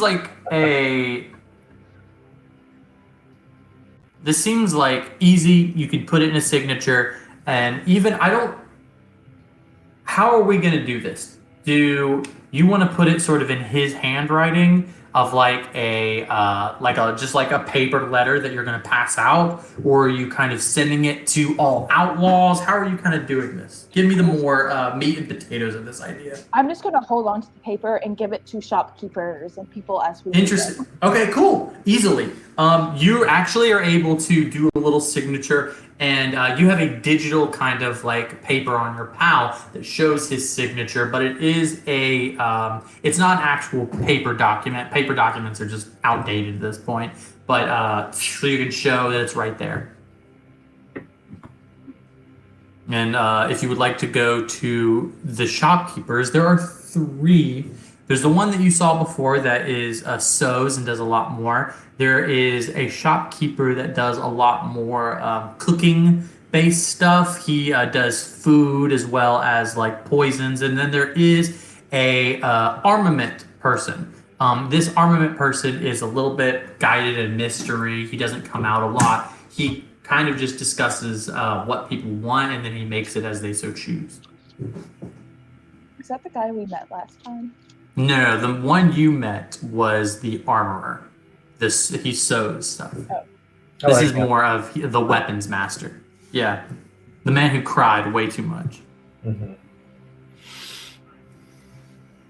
I mean, I say we go trick ourselves out. I mean, we have this document that will surely get us free stuff, right? Yeah. Oh, Yeah. yeah, absolutely. Yeah, it's obviously I have no objection to this idea. Feel free. As you guys come out, and of course, you guys are pressing second floor on the elevator. Emerald, don't let her do it. Get us out of here. I can't reach it. Emerald pressing the first floor, as we see. You guys come down. She can press the second as we're going. It's still installed. Yeah, feel free. You can press the second if you want to, Cassie Brown. But I do. as we see, what? I do. You do it? Nope, no. You do, are you sure? You Yeah, can I do don't- this. I don't. No, I don't. All right, I was gonna say I'll give you full reign to do it. If you It sounds so tempting. I know Egri is really sneaky, but us two aren't. Cassie. no, I can make you really sneaky. I'm really sick. I was like, maybe I could like go on the roof and like just like get the stuff and like bring it back, kind of like monkeys.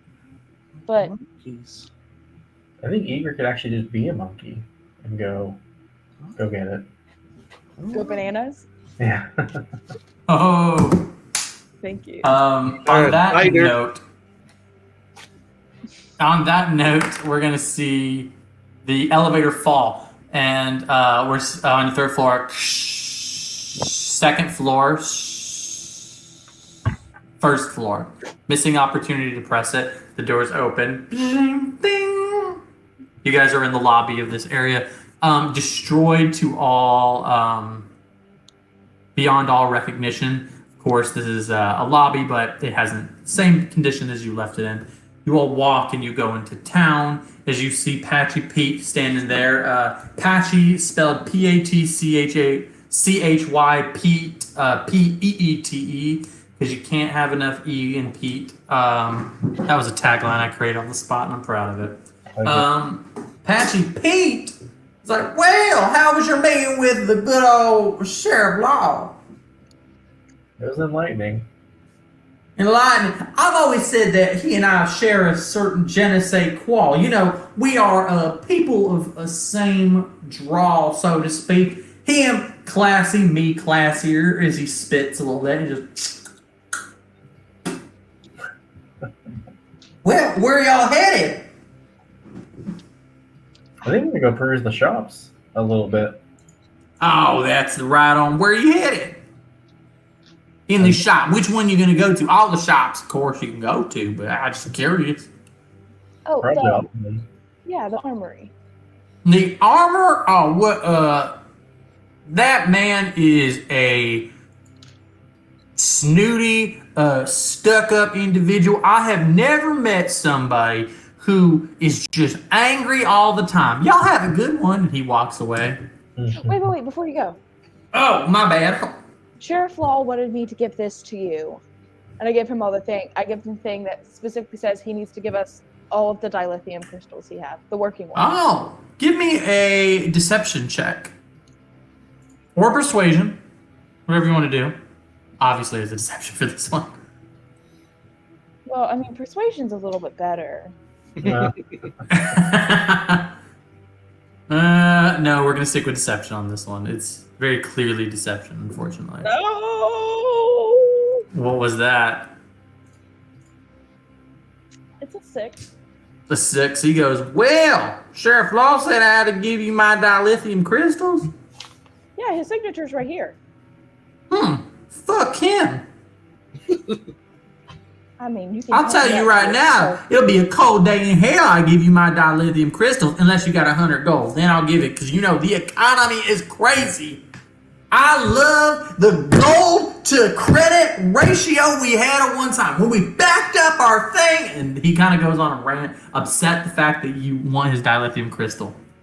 I mean, Sheriff Law's not going to be too happy about that. Sheriff Law can go fuck himself. That's all I can say about that. You can probably go fuck your job too. And she just walks. First off, I am an independent contractor. You can go bet them. And you see, he's obviously said as you walk away and you don't hear what he says. Emerald and Igri hear if you stay, you just hear plenty of curse words and the most foul things being yelled at this 13-year-old. That is not it. She is a child. I'll just walk away. Is he directing A rude-ass child. at her or at Your Sheriff mom? Laws? At Cassie Brown. Yelling at Cassie Brown. Oh. That's just the way kids are. They don't have. You got to learn to let it roll off your back or your shell, whatever. Especially He goes, well, I never. All these guys. Just curse words you never knew were curse words until today. That's how much profanity is being yelled. Is he a tall man or a shorter man? Short man, very, very skinny, lanky, old. He looks like he would be tall, but scoliosis is taken in his age, so he's kind of like hunched over like this. Well, I never. Is he human? Human. Oh, okay. Really getting kind of close to him and be like, I thought we were cut from the same cloth. Would your mom want to hear you talking like that? My mama has been dead for 57 years. And turning in her grave hearing you talk like that? Give me... I guess give me a persuasion roll on this. I kind of want No. Go ahead and say it before we see this roll. I was gonna maybe kind of depending on his reaction, maybe kind of grab it the like cuff of his collar and make it more of an intimidation check. Ooh, okay. Well, he looks at you and he give me an intimidation roll. What'd you get on the persuasion roll? I got an 11, but that with intimidation that would be a 14. Okay, let's do a 14. We'll go ahead and say it since you didn't say it, since I kind of stopped you myself. You grab him on the collar, seeing his notation. He goes, my mama was a wonderful woman who put whiskey in her Cheerios and said more profane words than any person I've ever heard in her life. If anything, she'd be cursing at that 13-year-old herself. But I see your point. I'm not man enough to say things like my mama did. She was more of a man than any male could be. I only put tequila on my Cheerios. Anyways, I will apologize to the next time I see her. But she's not getting my dilithium crystal, I swear to God. It'd go a long way as an apology, but I'll smooth it over for you. It'll be a cold day in hell, I swear to God. I apologize. I'm trying to turn a new leaf and be a man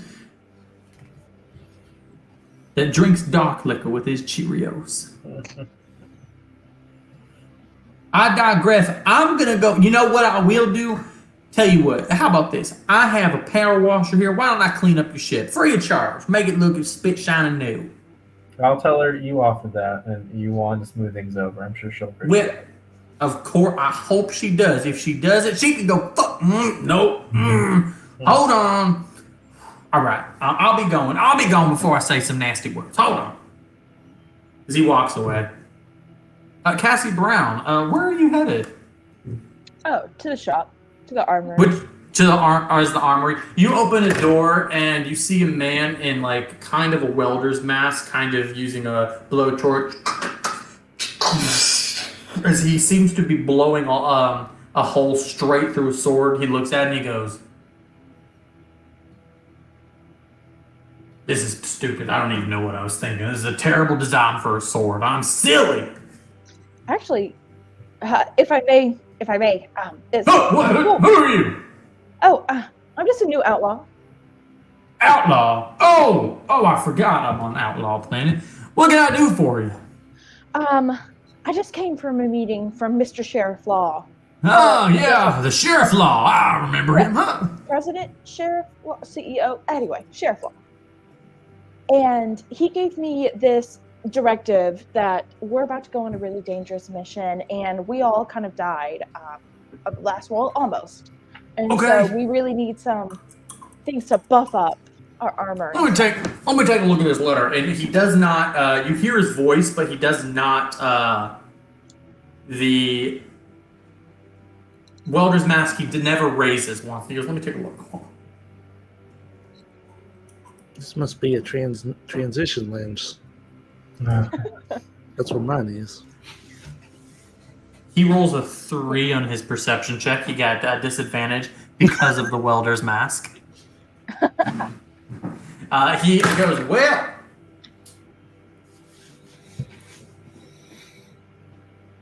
this seems good. With what it says there. What does it say again? I only saw the signature. Oh, what does it say again? That we need to be fully decked out in armor and maybe some upgrades to our weapons, or maybe even new ones. Oh, if you have any lithium crystals too, we need some of those. But that's what that says, huh? Yeah. Gosh darn, I gotta stop being so mysterious. Come on. Anyways, fine.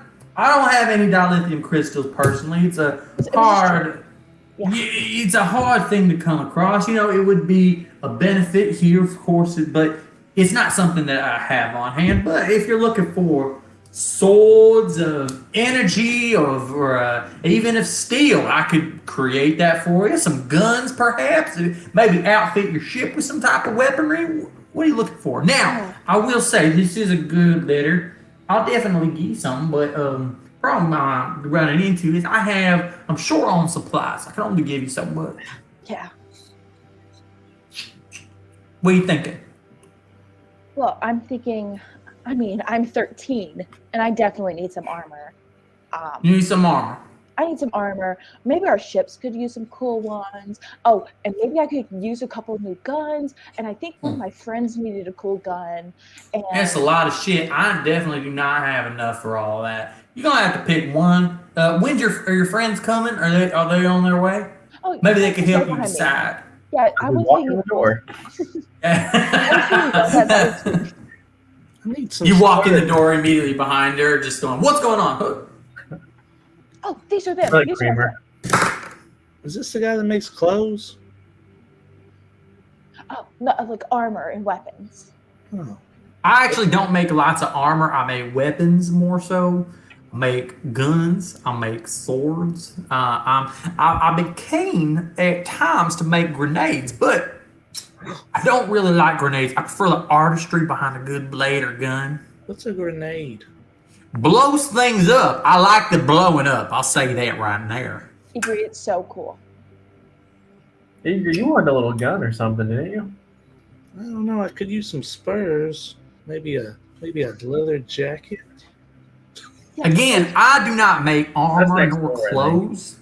I don't make these kinds of things. But I will make a stick better than any gosh darn stick you done ever seen. But I don't really make armor or clothes or anything. More things you hold in your hands. Or he can give our ship some really cool stuff too. Or I could give your ship some kinds of weapons. I don't. Can you fix it? Make his arm better? I mean, it's pretty strong as it is, but can you make it? Interesting. Let me go ahead and take a little looky see right there, if you would like me to. Are you talking about my arm? Yeah. Yes. Oh, I'm not gonna let him. You ain't gonna let me see that arm. No. That's some good hardware right there. You sure? Yeah, I'm very sure. Well, Okay, I would love that's, a really cool like dagger or like a set of daggers or something. Or Set maybe of daggers. What kind of daggers you looking for? Like a throwing dagger? You looking for a more utilitarian dagger, cavalry dagger? What? I got loads of them. I'm thinking more throwing, but like I want it to Throwing. come back to me. I don't want to have to go get it. You know, in case we're Interesting. running. Let me think right here. I think I got something for you. Hold on 1 second. He's like, gosh darn, why do I have to be so mysterious with his mask? I can't find anything in here. Hold on, I'll get it. Hold on. I got it. As he brings out a little, it looks kind of, the best way of describing it is a silver cylinder. It's round. It's about the size of a, let's see, it's about the size of, let me give a little bit of an example. About the size of this, but it's made out of silver. This is obviously a lid to a cup, but it is about the size of that. It is made of silver, and it is about 3 inches thick, and he goes, well, right on the top right there. You don't press that button, a little crystal will pop up, and that crystal will make you a little throwing knife. How's that sound for you? I think that's so cool. You won't be able to retrieve it. I'm not going to pretend like you can, but it can be reloaded whenever you so choose. Oh. I mean, I would have to reload it with the same dagger, right? Well, it only has the one dagger that comes out repeatedly. So, in a sense, you're reloading it with daggers, but you're more reloading it with a sort of unique stone for ammo for this. The stone just happens to turn into a dagger that then can be thrown, and then that dagger then goes into people's skulls or vital organs, legs, whatever you like to aim for. That is of your own volition. Oh. Well, then can I just have a couple grenades instead? You prefer a grenade? Well, okay. I just gave you a very unique weapon, but that's fine. Grenade. Here you go. And he gives you about 3 grenades. Kind of just cleaning up shop. He goes, well, I don't have a lot of, of course, I have to sell a lot of this. I don't have a lot on stock, but tell you what, for,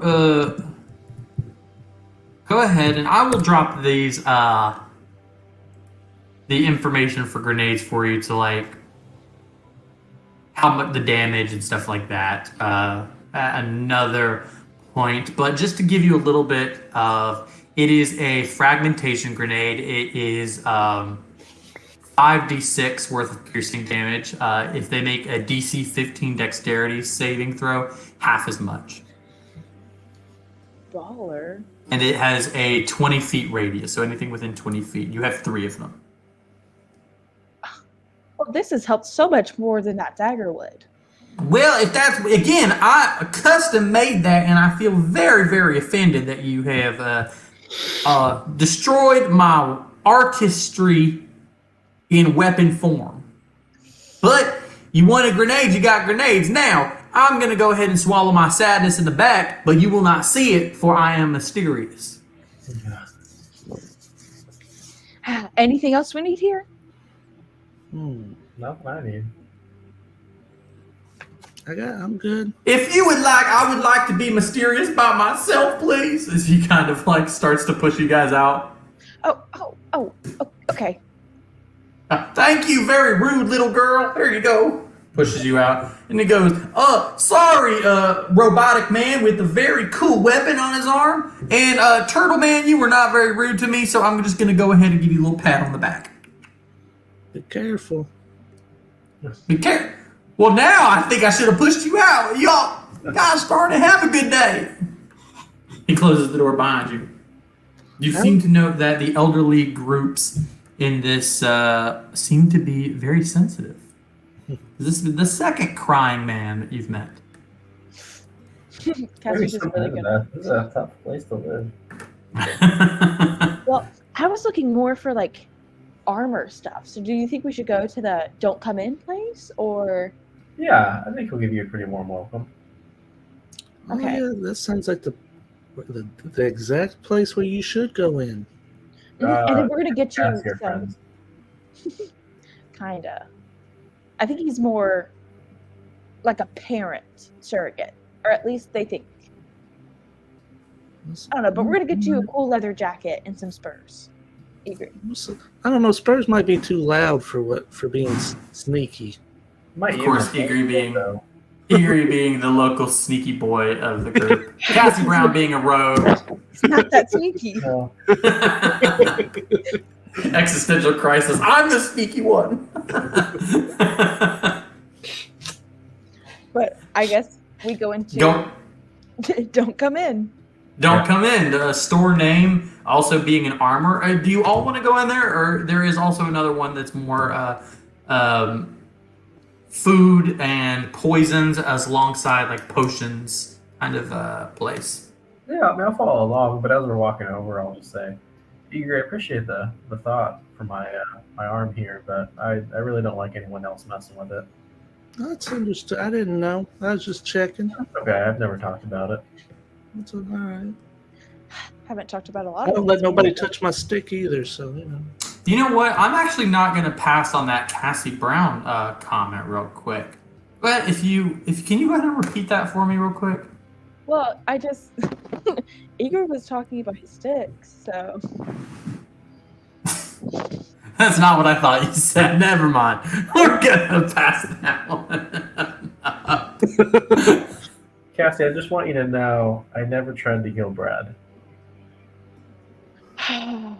well, Sure, never killed Brad. Never tried to. I mean, I could have, but I never tried to. not telling us about your background kind of put me at danger, so I mean, because who knows, like maybe you're still with them, with the people. So Interesting.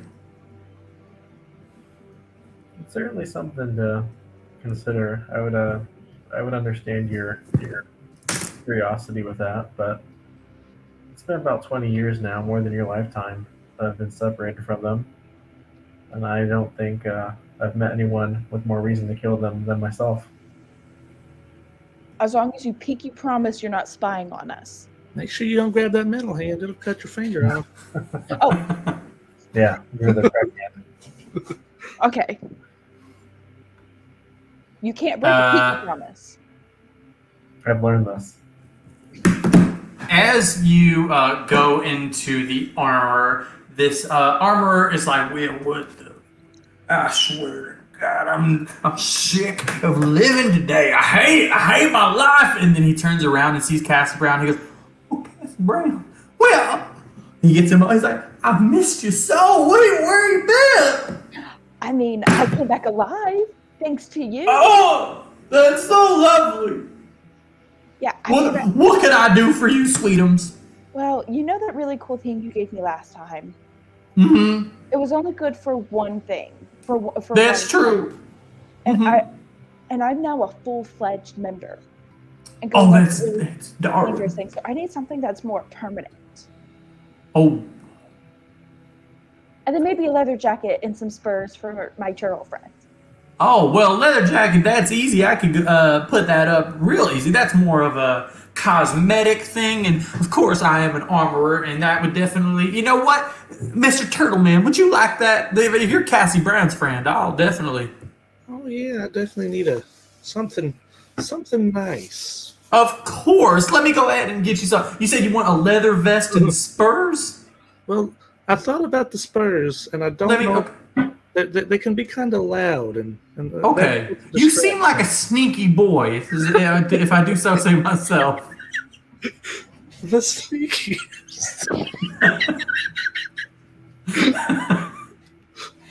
Yeah, you can't walk up behind me or anyone without anyone noticing. But yeah,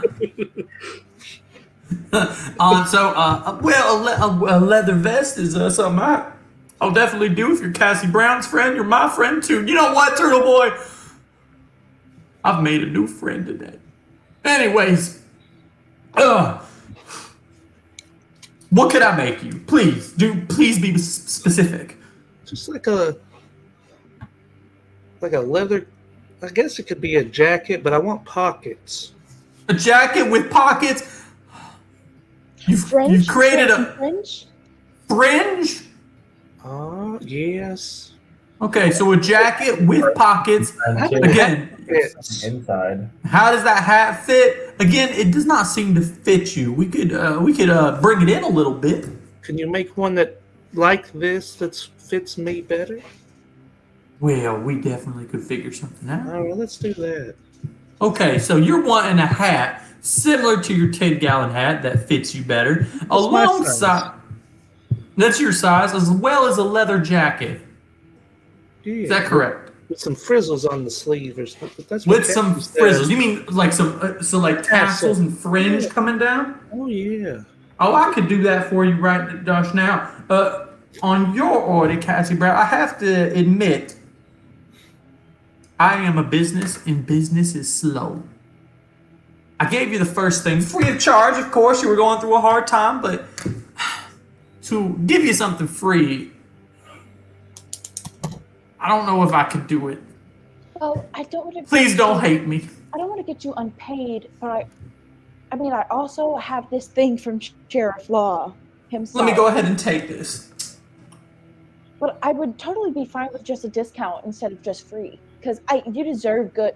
Your hard work was so great in a battlefield. You know what? He was actually saying when he handed this note that you were doing such a great job. He actually was going to share one of his coveted cigars with you if you're able to help us out with it. Yeah.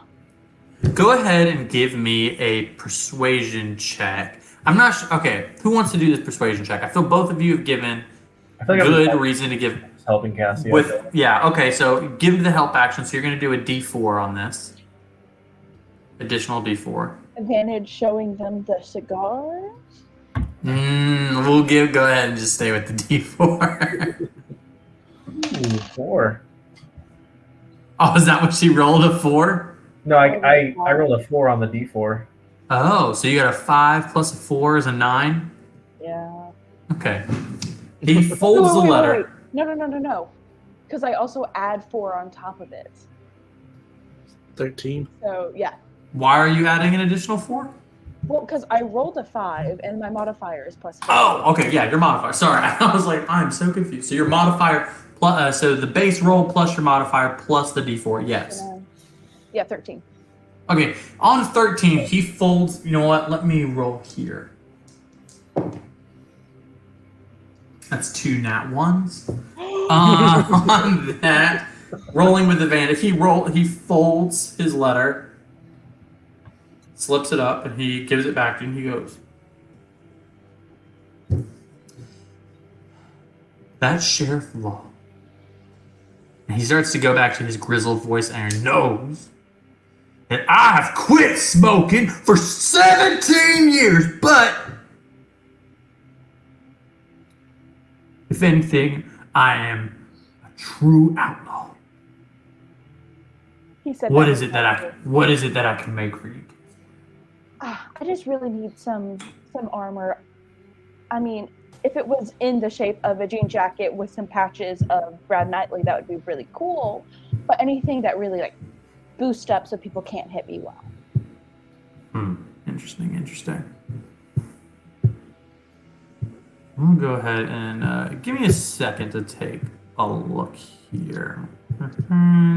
You know, any jean jackets with Brad Knightley's logo on it that you have, we'll take. Just lying around. Yeah, any old thing, really. You have a surplus, right?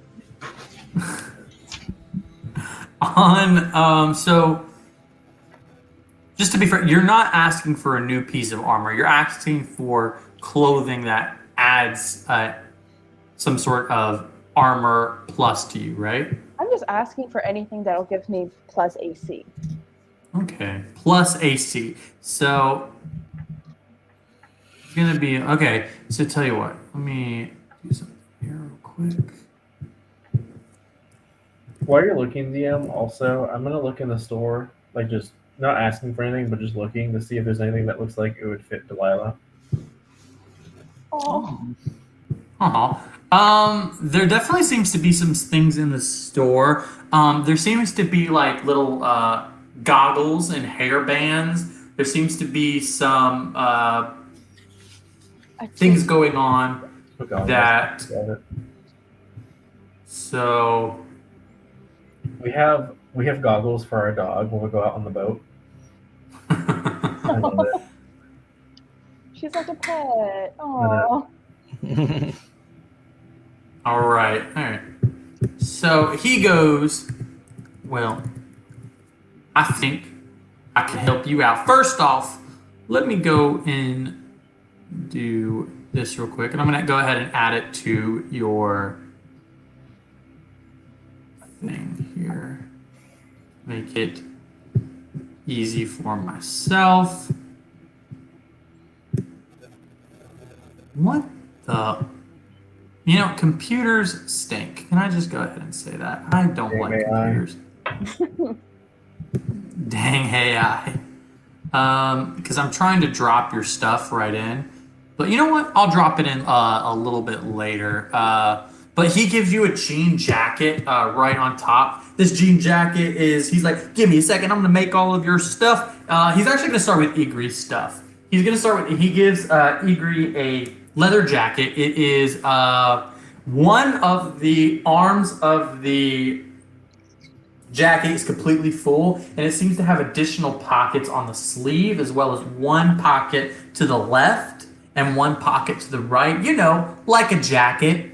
And the other one has no sleeves because he felt, you know, you said a vest at first, he felt you wanted a jacket. He put you somewhere in the middle. And on the back of the jacket, there is a turtle with a stick, and he's going like this, a big rock symbol right there. And he goes, try that on for size. If you put it on, is it like how far down does it come? Because I am short. It fits you perfect. It fits you right at the sleeve. He didn't even need to get your sizes. He just kind of instinctually knew. He puts you right at the wrist. It falls. It falls perfectly, maybe a little bit above the wrist. You know, a man's jacket needs to have a little bit of length, but on the other side, it falls right here on your shoulder. It is perfect. If anything, the only thing this jacket needs is spikes on the shoulder, and it would be the coolest jacket that's ever been made. You can still see the guns over here, but I got the and then utility over here. I mean, Igri, I think that's the coolest jacket ever made. That, you know what? Cassie Brown, with the insight for days, she rolled a nat 20 on insight just from that line alone. It's like she has somebody telling her things. And then he goes, and you wanted a hat. Yeah, just smaller hat than this one because it's big. Of course. Let me take a look. He starts to he takes out a needle that has light coming out. He's all right. Let me take this thing. Now, did you want to keep the original hat and I make a new one? Yeah. Of course. Let me throw this back to you. He starts to stitch things together. Perfect for your size. As he puts on hat. 2-gallon hat. A 2-gallon hat. With a little smaller rim right around the edge. And a little impression in the top. Looking kind of like a 10-gallon hat, but smaller, fitting your size.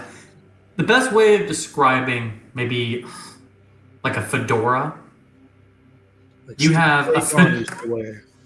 Igri just being the coolest guy in the room. I got to wear it a little bit tilted to the side. Tilted to the side, a little bit. You know, everybody knows that the coolest guy in the room always wears a fedora. Got to start playing the saxophone. Igri suddenly grows a neck beard, and then... No, you were on the right track. And after that, he goes, Cassie Brown, let me go ahead and throw this on you. You can go ahead and turn around as he fits a perfectly good jean jacket right onto your shoulders. It looks like a regular jean jacket, light stone washed on the edges, a little bit of fraying on the sleeves, with a little patch right on the thing that says "I love Brad Knight."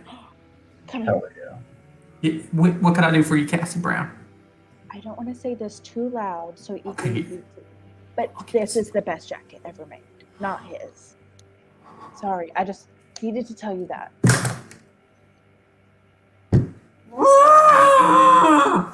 Full crying. And he goes, "I've given nothing to your emerald friend. What can I get for you, blood? You tall, robotic man." I just sent you a photo in chat of what I want. So I'm looking for. Oh my god. Oh God, what did you send? I haven't.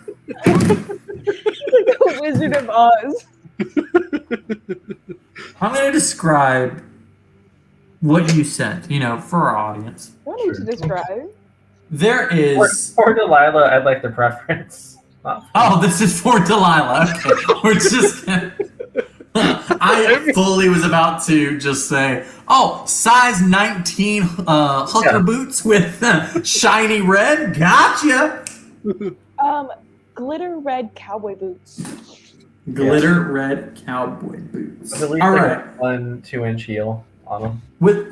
For to kind of give her a little bit of height. She being 3 feet tall, maybe even shorter. He goes, I could definitely do that. He designs exactly to your specifications, little red boots with a slight wedge at the end, glittering cowboy boots. These boots were made for walking, Hell yeah, they were. and we'll see if she can walk because she's never worn heels before. We'll see what's going on there. Wedge is easier, from what I understand. I've never walked in heels personally. But maybe I have. You don't know my life. Go ahead. Anyways, you get some nice little cowboy boots, fit right there, and it goes, if you want, I'll make a pair in your size as well, if that's something you would like, Mr. Robot Man. Do it. It seems like I have a fan of these, so sure. Let's get a second pair. You want a second pair? What size foot you wear? I look at my boot because I've never thought about it. 14. Size 14, thank goodness I knew your size. Slams it on there. He's like, I am so glad that you won because I made 2 already. I wanted you to wear these. I'll slip them on. I can't. Oh my goodness. I clicked the heels a few times. Oh! Tears profusely tearing up. Is my mobility down 5 now? On that, no, but you have a negative to all persuasion, and actually, no, it's just intimidation rolls. Intimidation. All negative. Because while you are an intimidating man with size 14 shoe, when those shoes glitter, intimidation is going to be a negative. Yeah, that's fair. That's so rude.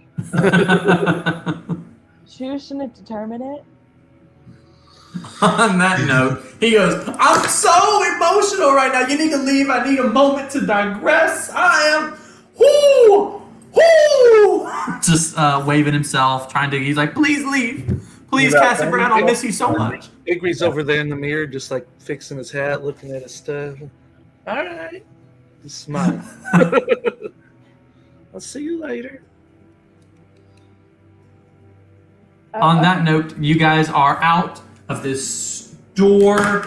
Igri with a perfect fedora and a cool ass leather jacket. Cassie Brown with a new jean jacket showing off her love, and Emerald with boots for days. I just want to say, you know what a heel does to a butt? That thing is just popping right now. Again, cake for days. This is cake for months now. Easily. Cake for months. Year. Yeah. You know what? And I'll give you advantage on persuasion rolls so long as it's with seduction, and you have to be using your hips. All right. No, I'm not going to write that. You can feel free. It's in the notes. Did my jean jacket give me any additions to my armor class? Yes, it's going to act as studded leather, basically. It'll be so it adds a +1 to your AC. If you don't go, I wouldn't change it at the moment. We'll do that transition if we get into combat, or if not, then I will do it independently within your role, because we don't want to do that right now. That kind of breaks down everything. But you have one more shop you're more than welcome to visit, which is a shop for cookware, cooking, poisons, any kind of like creation. Feel free to go in. You also don't have to go in. You want to see how much more free stuff we can get? Yeah, let's go. I love tailgating. They can't turn me down in my jacket. Can't turn you down. I've never seen Igri this confident. With that leather jacket, gives you a +5 with persuasion, but also with the fedora, a -5 persuasion. All at the same. So you're exactly where you were before. My lady. Yeah. So you guys are walking into this new store. The store seems a lot more welcoming. It has some bits and bobbles on the side, looks like bottles, as well as like little tchotchkes here and there. Nothing like specific. There doesn't seem to be like any specific order or like collection going on. It just seems to be like a little bit of chaos around on the shelves. A glass counter, and inside the counter is absolutely nothing. It just seems to be there for display, but it doesn't seem like there's enough to display. And there's no one at the counter. Hello? Hello? Hold on. I'm coming down in a second. 5, 4, 3. First off, I don't appreciate that. That's a ridiculous, you know what I mean? That was him. As you see a ladder coming down. Now, who was it? Who said the accountant? As you see what looks to be a young tiefling woman with horns that have been shaved off, and one horn still growing up, with a smock on, and you see kind of like these strong arms. Not like you're not seeing like a bodybuilder kind of woman, but this is definitely like this is a working woman. She has definitely a stronger physique, but she has a smock on, tiefling horns that are shaved down except for one pointing straight up, with circular glasses going. What can I do for you? Y'all just not gonna speak? We were just shopping around in the different stores before we head back out. We're new members of the Outlaw. New members. Well, I mean, you're more than welcome to buy something if you want. Well, we're not really thinking about buying anything. We have this thing from Sheriff Law. He's not buying this shit at all. Not at all. Folds it up, puts it in the seal, puts it over to you. Go ahead and give me a deception or persuasion roll. It's going to be a higher DC on this one. Your choice on this one. But on a persuasion, I'm going to say you're going to have to give me a little bit more oomph to your explanation. So there you go. That's kind of the trade-off. Okay, you just went ahead. Oh my god. Persuasion or deception? First. It was going to be persuasion. Okay. And I rolled a 5. So that A means 5. a 9. Okay, so it's a 9. 35. Okay, give me a little bit more detail on how you're trying to persuade her. We don't know if this is successful or not. Oh, well, we just came from a meeting from Sheriff's Law, and he's sending us out on a really long journey, long and dangerous journey, and that we're not really going to have a lot of places and a lot of time to like stop and eat and do things. Okay. So he really was trying. He didn't have anything at the thing, so he's just really trying to hook us up. He said, "Put it on his tab." Of course. As she burns your letter in front of you, she goes, "Oh, it's so interesting." She puts it on the table, glass table. You're not getting free shit in my store. We're good on this one, right? Like we're clear. We're close to the same age. It's not gonna happen, little girl. She's probably 18 or so. She's like that act might work on a lot of these older people here, but that's not gonna work on me. Well, maybe you should pick on someone your own size. Excuse me? Do you want to fight? We can do this right now. I hit children. I hit children. She goes up and she pulls a huge cannon out. She's like, "Let's do this. Come on. That's Okay, not Let's fighting. go. Let's go." That's not fighting. It's where I come from. This is fighting. That's kid. You have a stick. She has a laser sword. That man has a claw for a hand. I feel like I have to take some advantage. I don't need to explain myself to you. I will shoot you. Do it. I feel like we've gotten Fine. on the wrong foot here. I myself love to cook. I can tell you are someone that enjoys to cook and has spent some time in the kitchen as well. I just want to see what you'd recommend in the store. Give me a persuasion roll with advantage. Do you like to smoke? And a pancake? 15. Pie in a crepe. 15. On a 15, she goes,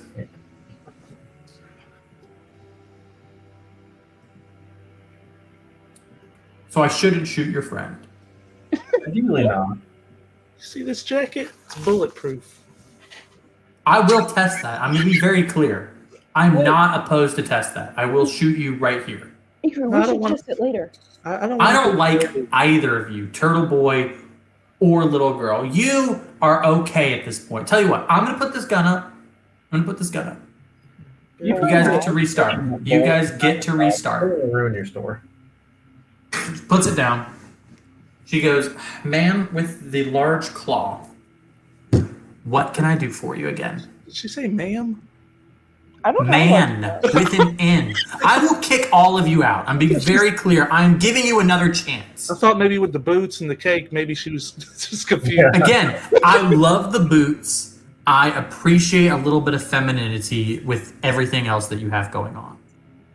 You were literally made out of steel and testosterone. I appreciate the femininity. Thank you. Anyways, please continue. What can I do for you? Yeah, we have a whole crew of hungry goblins that we're cooking for on this trip, and I just want to know what kind of cool things do you have for the kitchen? And are you thinking recipes, or are you thinking Even appliances, tools, appliances? really anything. Okay. All right, let me take a look. She goes in, she goes, "Look, I don't usually sell appliances too often, but I do have an extra blender. You can have the blender if you want. It's okay. It's just like a run-of-the-mill blender." Do I get the sense that there's just really not a whole lot in the store? It's not that there's not a whole lot in the store. It seems more that, the truth of the matter is there's not a whole lot in the store, but it doesn't seem that there's like, not for the lack of trying. It seems there's just not a lot of business here. So therefore, she has no money coming in. Gotcha. Well, I think we have a blender or two on the ship actually already. So Okay. I might be covered there. Look, I really need the money. Whatever you want, I'll give you a discount. Just whatever you want. Desperate much. What was that? I still have the cannon. I want to be very clear. How much is the cannon? How much you got? That's a good question. We have a fair amount. Because I didn't Make distribute me an offer. the credits. I have 115 in my thing right now. Do we want a cannon? Igri left. Yeah. He just walked outside. He was like, "Fuck this." I ain't got time for this. Pointing cannons at people. I mean, I'd love to take that cannon away from that hag, but no taste. Well, I'll tell you what. I think we might be pretty good on kitchen stuff, but I see there's more to your store here. What else do you carry? Yeah, sure. I'm really into making poisons and like soaps. A lot of the elderly people, it seemed it was a good market for here because they like I do soaps, poisons, potions of sorts. A lot of like candles, if you want a candle. I to kind of describe the shop a little bit more. tchotchkes like I described, but it seems like a lot of the stuff here seems to be this is like a local shop where you're gonna see stuff that is like custom candles, body wash that's made from like oats. You know, this is definitely like one of those more. It's a hippie shop. Like that's the best way of describing it. It's like if that insults somebody, I don't know, but it's more like you're not going to come in here and get. California. I know exactly what. There's So what- black light posters on the wall. There's a black light poster. You know, there's incense that is going. Like she's like again. I sell a little bit of weed on the side. I'll totally whatever you want to do. Well, you know what? I think we're kind of going back and forth right now on a pretty important mission from the sheriff and all. I think when we come back and settle down a little more, I think we'd want to maybe patronize your store. But Okay. I think right now there's nothing we need. Look, okay, hold on. Let me make you an offer. All right, let me make you an offer. Okay. All right, look. I have these incense sticks you can buy. Right? They are pretty good. Smell good lavender. I'll give it to you for 12 credits. Well, Cassie's holding the credits. I think you have to convince her over. Well, you know what? I don't think that we have a good rapport. She's checking her nails right now already. You seem to be friends with her. I'm going to... she's blown them off. There's so much sarcasm coming from this 13-year-old. I don't like tweens. I just want to be very clear about that. You know what? No, it's okay. I'm a businesswoman now. I gotta be professional. You said now. Are you newly owning the shop? I used to be more of the gun-toting kind of outlaw, but I got injured, and she kind of shows your leg. She has an artificial leg, and she's like, it was, not. As also, you're kind of seeing like tattoos on her neck that goes down her arm. Like this, she definitely seems more of a rougher kind of individual. Maybe at some point she was kind of like a 13-year-old outlaw, similar to like Cassie Brown, or maybe she was God. But you see that this woman is more lived a lot of life in her short years. But she's like 12 silver. Like, if you want it, please. I really need the money. Can we smell it? Sure. Here you go. Give me a check. Let's see. Give me on smelling. What kind of check would smell be? No, I just mean like as a synthetic. Would I smell anything? As I said, that you can smell. You can't taste or, but you can smell. Okay. Smells usually like perception. Yeah. We'll do. You know what? You are a synthetic. Tell me if you think this is fair. We'll give you a perception check with disadvantage. Okay. Because it's definitely not like patchouli. Like what is this? Yeah, go ahead.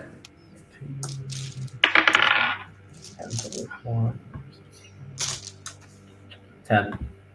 10. On a 10, you're getting a lot of hints of cinnamon, but it's not like, I personally don't like cinnamon outside of game. I don't like the smell of cinnamon and incense. But there is this incense stick that, I'm kind of that kind of guy that's like, let me put an incense stick on and, watch a movie. Like, I'm one of those kind of guys.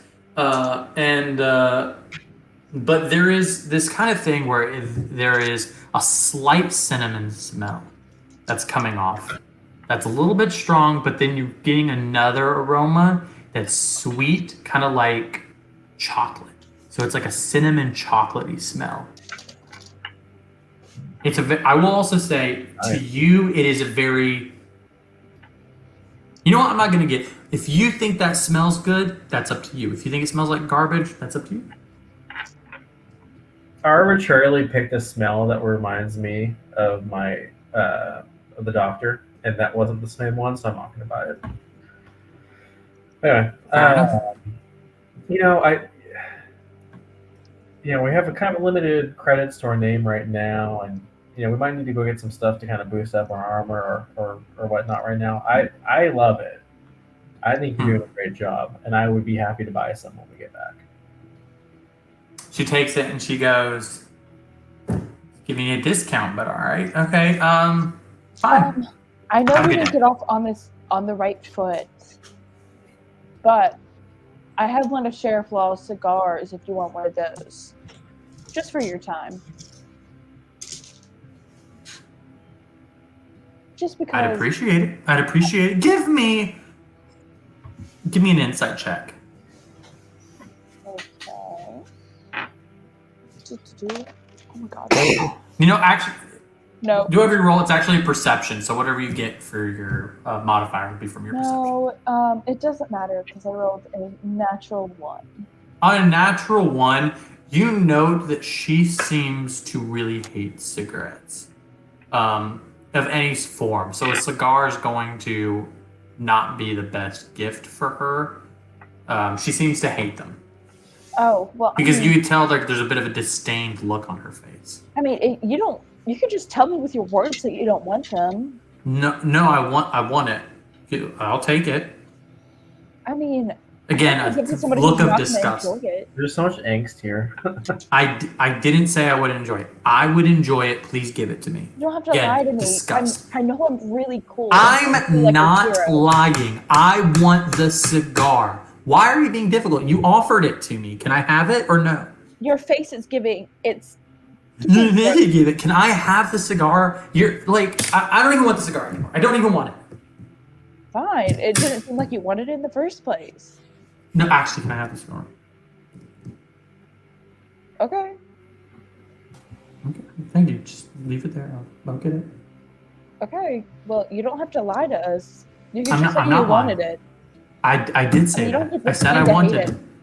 it. We're not going to be friends. I can tell this right now. Are we good? Can we just like end the conversation? Like Yeah. I don't want to have an enemy. We're fine. Okay? Yeah. Let's end it here. I mean, I kind of look up to you, and I leave the cigar and I run. I am so confused as you walk out. Run, I so choose. Yeah, I guess I'll just follow Cassie. And Eagre's already gone, I think, right? Yeah. Yeah, Igri's left. Yeah. He dipped long ago.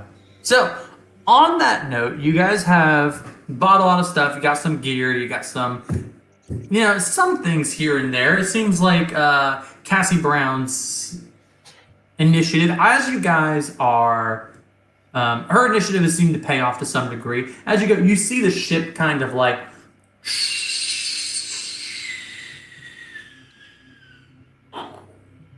and lands right on top of the By Felicia. Not crushing it, but it seems to be like the By Felicia's here. The ship seems to be right over it as it's landed right on top of it. You see the I don't even know what you call it, but you see the opening opens up and many goblins start coming out. There's a goblin like, wow, this is pretty good. Yeah, I like grass. And it's like, I'm not. It's like several hundreds of goblins are coming out. Wow, I didn't know we had that many on board. It seems they've procreated since you've been. No, it's not 100. It's probably about like 40 or so.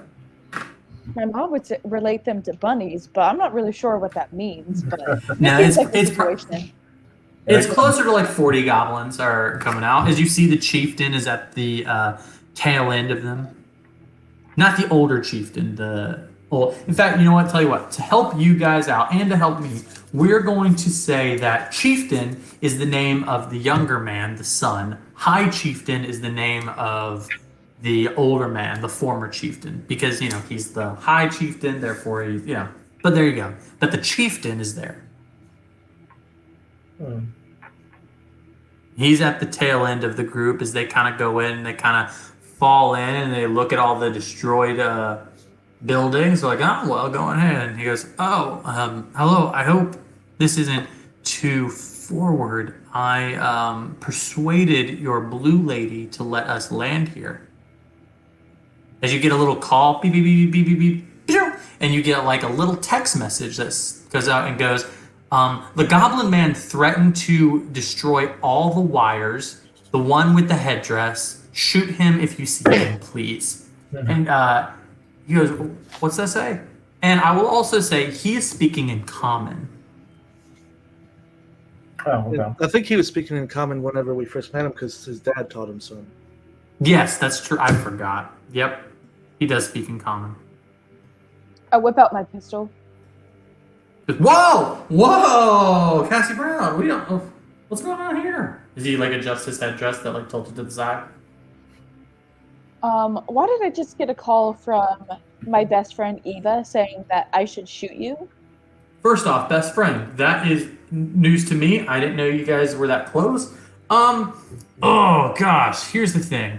I really wanted to get to the planet, so I may have used some deceptive tactics to, bring her down. I hope that's okay. I have to lead my people. I saw this planet. You guys had left, and I just felt like it was good. It was good for my people to come here. I mean, all you had to do was like ask us. Again, I don't know how to use this technology. I didn't know that I could do that. You were here, I was there. I kind of just made a choice. Well, you're looking for a safe place, but this place has creatures with blades for arms. It's not real safe. Blades for arms? Yes. Well, Like, did they live? Did they live in the houses? Yes. All of the houses. I believe so. That's why there's not a lot of people here. Give me a deception roll. Oh god, this could be terrible. 12. 12. Let me make sure. He gets a +2 to insight. I'm having very mid rolls today. 5. Yeah, he rolls a 5 on that. He goes, okay, I mean, yeah, I'll round them back up and get back on the ship if you feel like this is dangerous. That's probably a good idea, yeah, because we almost died. Okay, yeah, no, I just thought this would be a great place for us to like settle, but you seem to know more about this, so I'll go get him right now. Hold on 1 second. Yeah, next time just ask the blue lady to ask us. You're fine talking to her. Okay, I'll do that. Yeah, blue lady. Got it, blue lady. As he goes in, To be fair, I guess we didn't really tell them what we were doing. We kind of just left them. I told them to wait, just hold on that we were coming down here to take care of business. yeah, he did give some kind of like. Yeah. I told him 5 minutes, so. it's been a couple hours. Yeah. It's been definitely. You guys went on a shopping trip. You talked to the commander. There's some time that's passed. It's been like a full day. It's probably dusk to some degree. You guys are about to go to sleep, but he comes back. He goes, "Look, guys. First off, some listen to me, but I'm sort of a new chieftain, and they're seeing a lot of good land here. I think they're going to take a risk. A lot of them, not all of them. Some are staying. They are on the ship. I told them to go. They already went back. What about Cliff and Delilah? Cliff and Delilah are. Cliff is not allowed to leave the ship. I made that very clear. He could not leave the ship. I felt like he would give the bad impression. Delilah asked to come, but I felt like maybe it wasn't the right. They're still on the ship. Do you guys want to know who the people who still are on the ship? I mean, if they want to stay here and die, I mean, that's up to them. That's their own choice. Yeah, I mean, well, that guy is already fixing that house. Yeah, it's kind of weak of you as a chief, actually. Okay, I guess, but like, I think we're doing pretty good here already. Yeah, like, but if you're gonna he just fixed the house. Back on the ship, they just don't really respect you. Who doesn't respect me? The people who Oh, my people? Yeah. No, I'm a new chieftain. They really don't give them. What are you trying to do here? What are you trying to do here? I'm saying that if you were a good chieftain, you would demand respect to get them back on the ship. Because there's a threat to your people. Just saying. Give me a persuasion roll. I've been kind of on the kick. Yeah, persuasion roll. Give me a persuasion roll. Okay. Or is this roll it how you want, deception or persuasion? Oh my god. Rolling terrible. It's a 10, A 10. but I rolled I a might 6, roll. so Again, I might have rolled terrible right here. We'll see. Again, +2. I got dookie rolls today. Okay. Yeah. I rolled a nat 20. Sees did right not. through you. Yeah, I rolled a nat Yeah. 20. Wait, let me Or roll not. again. Sees right Yeah, go through ahead. You know, like, go A ahead and roll one. again. You get advantage on this one. She got a 1. What'd you get? She said, I got a nat 1. Oh. Cassie Brown. I'll take the 10. Cassie Brown. He looks at you with a nat 20 and says, first off, that hurt. You've kind of been a bit of a heroes for us, and that was hurtful. I agree. I'm new at being a chieftain, but I also feel like I got to go with what my people desire sometimes. And again, if you look, that house is already built, and they're working on the second house already. I feel like we're going to do okay here. I've never seen a house that big, and they've already fixed it. Sometimes my people amaze me. That's all I'm going to say about this. Chieftain, can we sidebar for a second? Like Yeah. Group here will. Sure. Would you want to like walk away for a second here? Yeah. Yeah, sure. Okay. What's going on? Oh no, to like. Of course. Sorry, to Cassie and Igri. Oh, with Oh. that's not me. Yeah. Oh, First thing I've misunderstood. I'm gonna, I'm gonna go with my people. Does that sound good? You can just come get me. Sure. Sure, I'm gonna dip. And First he thing walks away. First thing Igri's going to do, he's going to walk up to Cassie and says, "See, I'm even a better liar than you." I just Noticing that man is not allowed back on our ship if he stays. He's not allowed. I don't think it'd be a bad idea to have allies we can actually trust here, though. That's probably not a bad idea. I mean, it can be dangerous, but they've already built like 2 houses. I mean, who does that? And you know what? As a DM, I will say the goblins are fairly trustworthy. I don't think at first they were, but a lot of them see you as a hero. All 3 of you see you as heroes. So there's definitely some trust there. As a DM, I'll just kind of put that right out there. I gotta check something though, and I want to walk over towards the goblins. I want to look and see how many of them have the metal thing in their back of them. Yeah, sure. As you do a perception, you notice many of them do. It seems that more have it than not now. I'm gonna reach behind my head. No, you do not have one. Okay, just the pallet. Okay. What's she looking at over there, Igri? Man, all these goblins got that same metal spot as Cliff. I'm worried. I don't know what's going on. We'd ask the chieftain about it. I don't know if he would know. You might ask him. Maybe he does know. Maybe he doesn't. I will say you also note that he has one as well.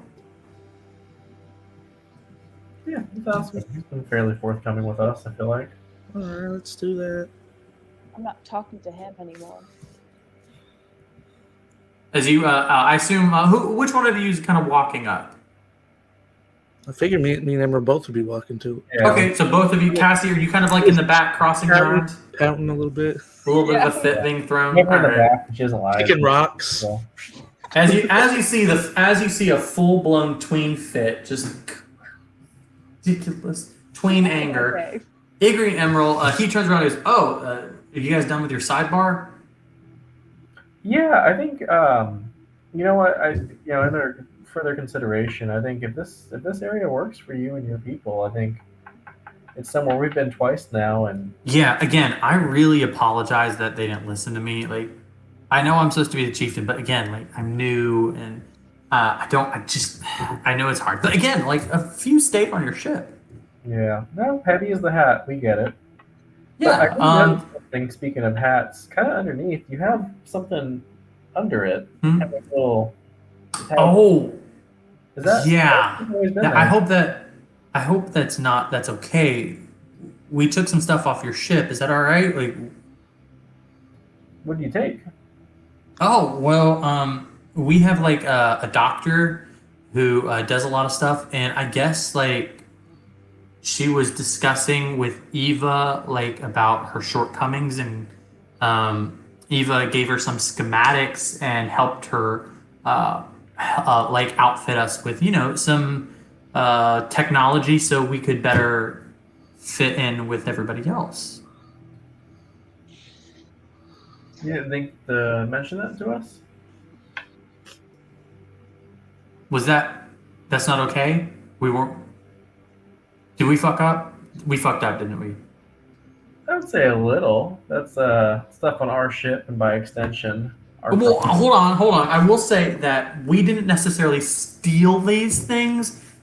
They were in scrap, so to speak, and she gave us like designs and like schematics on how to make these things. That doctor you mentioned, is she? Are they out here? Oh, she's still on the ship.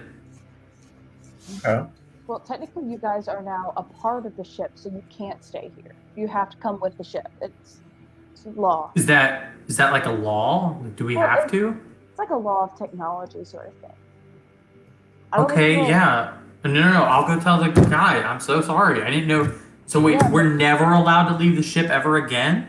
Oh, you can't be away from a certain vicinity of the ship. Like if we land, you can get out and have fun and everything, but Okay. I feel like this is slavery. Did we just make ourselves slaves? Are we slaves now? Yeah, we're gonna take you to the. No. I mean, Hopefully. I just want to make sure because like we do like, stuff on the ship and we like build things and we like, clean up after you guys a lot. Of course, like it wasn't your fault. Like there was a lot of damage at the ship and we helped clean that up.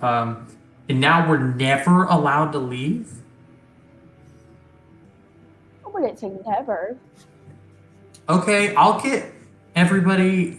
Yeah, I'll round them up. I think they'll probably. I mean, all right, great.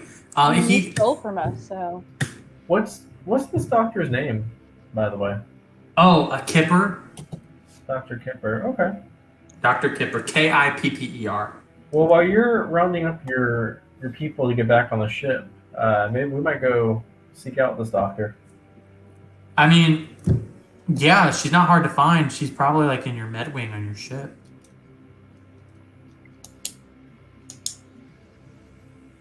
Okay. Okay, so I'm gonna go round them up and get them back on the ship. That's what you want me to do. I'm getting some mixed signals because you just told me that you're good with us being here, and then she just told me that I'm pretty sure we're slaves. I just want to be very clear on that. I think we're slaves. Cassie has said that we're not slaves, but I think we are. no. Maybe hang tight here until we talk to Ava and figure out, if you all explode or not after we. Okay, great. I don't want to explode. Do these things explode? I don't know. They might. We don't know. Shouldn't have Okay. stolen our stuff. That's why. Yeah.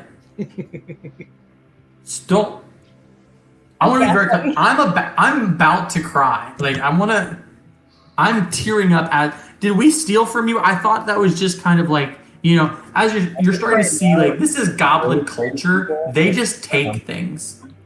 They're not like stealing isn't a thing to them. They just take stuff. What were you saying, Emma? I think right now you just need to be brave and be with your people while we talk to Right. Ava. Okay. Do you see that house right there, the one that we rebuilt? I'm gonna round them all up. Say that we're in trouble and say that we need to get in here because apparently Eva has misled us. Yeah. I don't know if misled, but maybe just didn't share. I'm going to tell them that because I'm scared. Okay, I'm gonna do that right now. You guys go do that. Bye.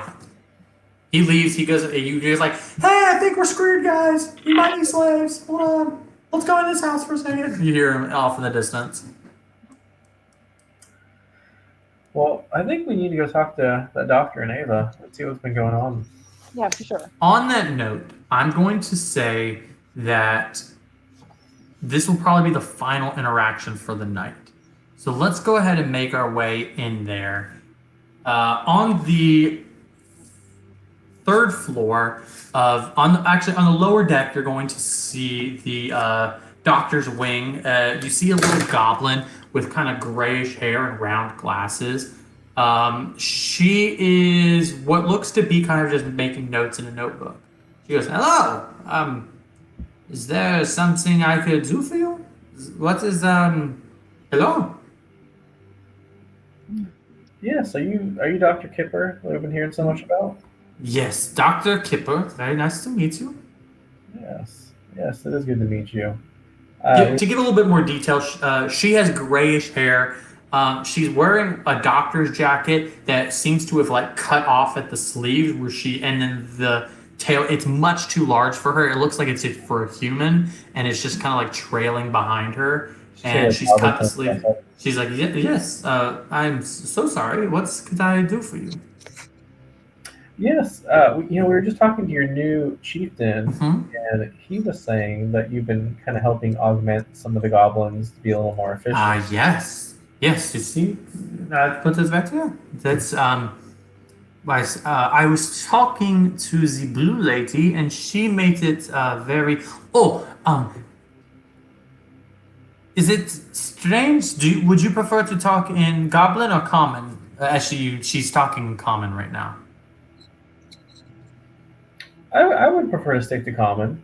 Okay, that's very good. Well, I was very confused and scared, so I talked to the blue lady because she seemed to know what is going on, and it seemed to have a lot of insight. And she said that the best thing to do was to learn things and to supply ourselves with knowledge. And I said, well, what we could do? And of course, at this time, I did not speak Common. I spoke all of this in Goblin. And she said, well, there's devices that many of your people use, and it is a great way of loading information. And because the size of our brains were large, but yet we were so did not have a lot. We're not an intelligent people. We don't know a lot of things. We're archaic, from what I understand, and at least compared to you.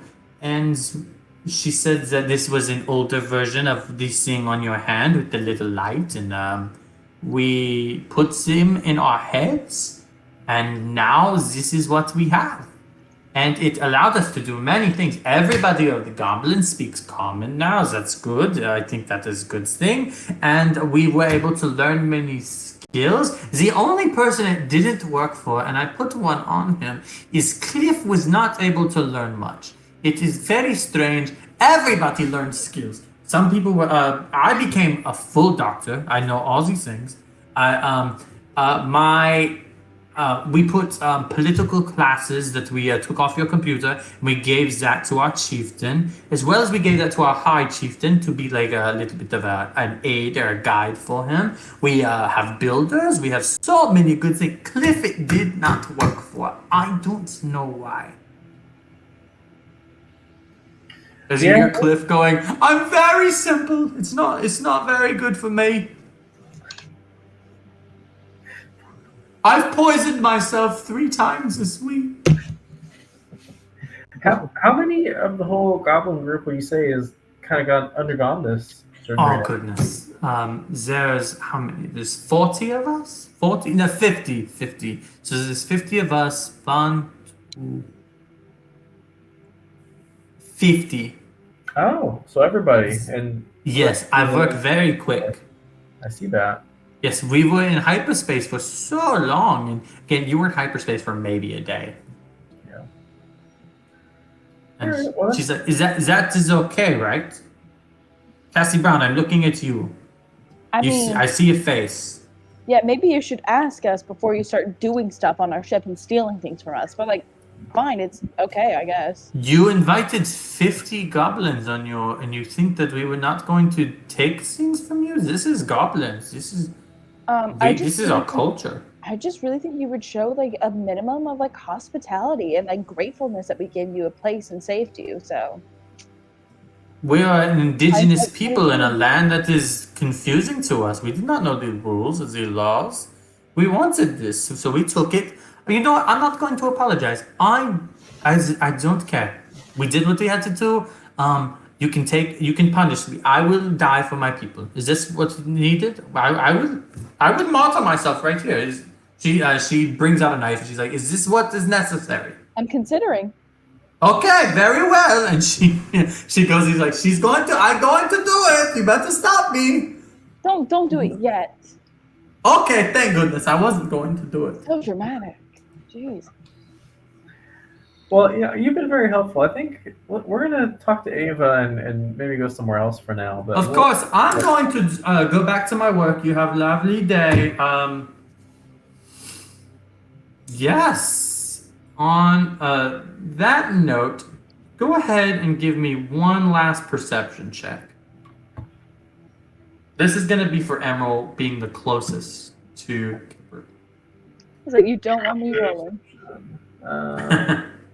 13. 13, not terrible. You notice that there are a couple names. You can't make them all out, but you notice that there is 5 names. 2 of the names are Cliff and Delilah. And one of the names is Kipper, but there are 2 others. Okay. And on that, list? go ahead.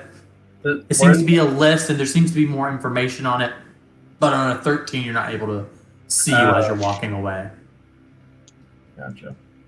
On that note, I think it is time to say goodbye to our amazing viewers and to let everybody know that you guys can catch, if you didn't catch it live, no worries, you can catch it on YouTube. And I realize I'm talking to you guys in the future right now. That's whatever. Check us out again on Twitch live, here live. Check us out on YouTube. We have a Facebook. We just got a Twitter. You can also soon probably catch us on Spotify where you can hear this. We'll see how that works out. I want to also give one more shout out to everybody who's done so much, to everybody who's watching these videos. We really, really appreciate it. On that note, there we go. On that note, you guys have a great evening, and I'm going to say bye to my outrageous outlaws. Peace out, guys. Later. Everybody, see you next week.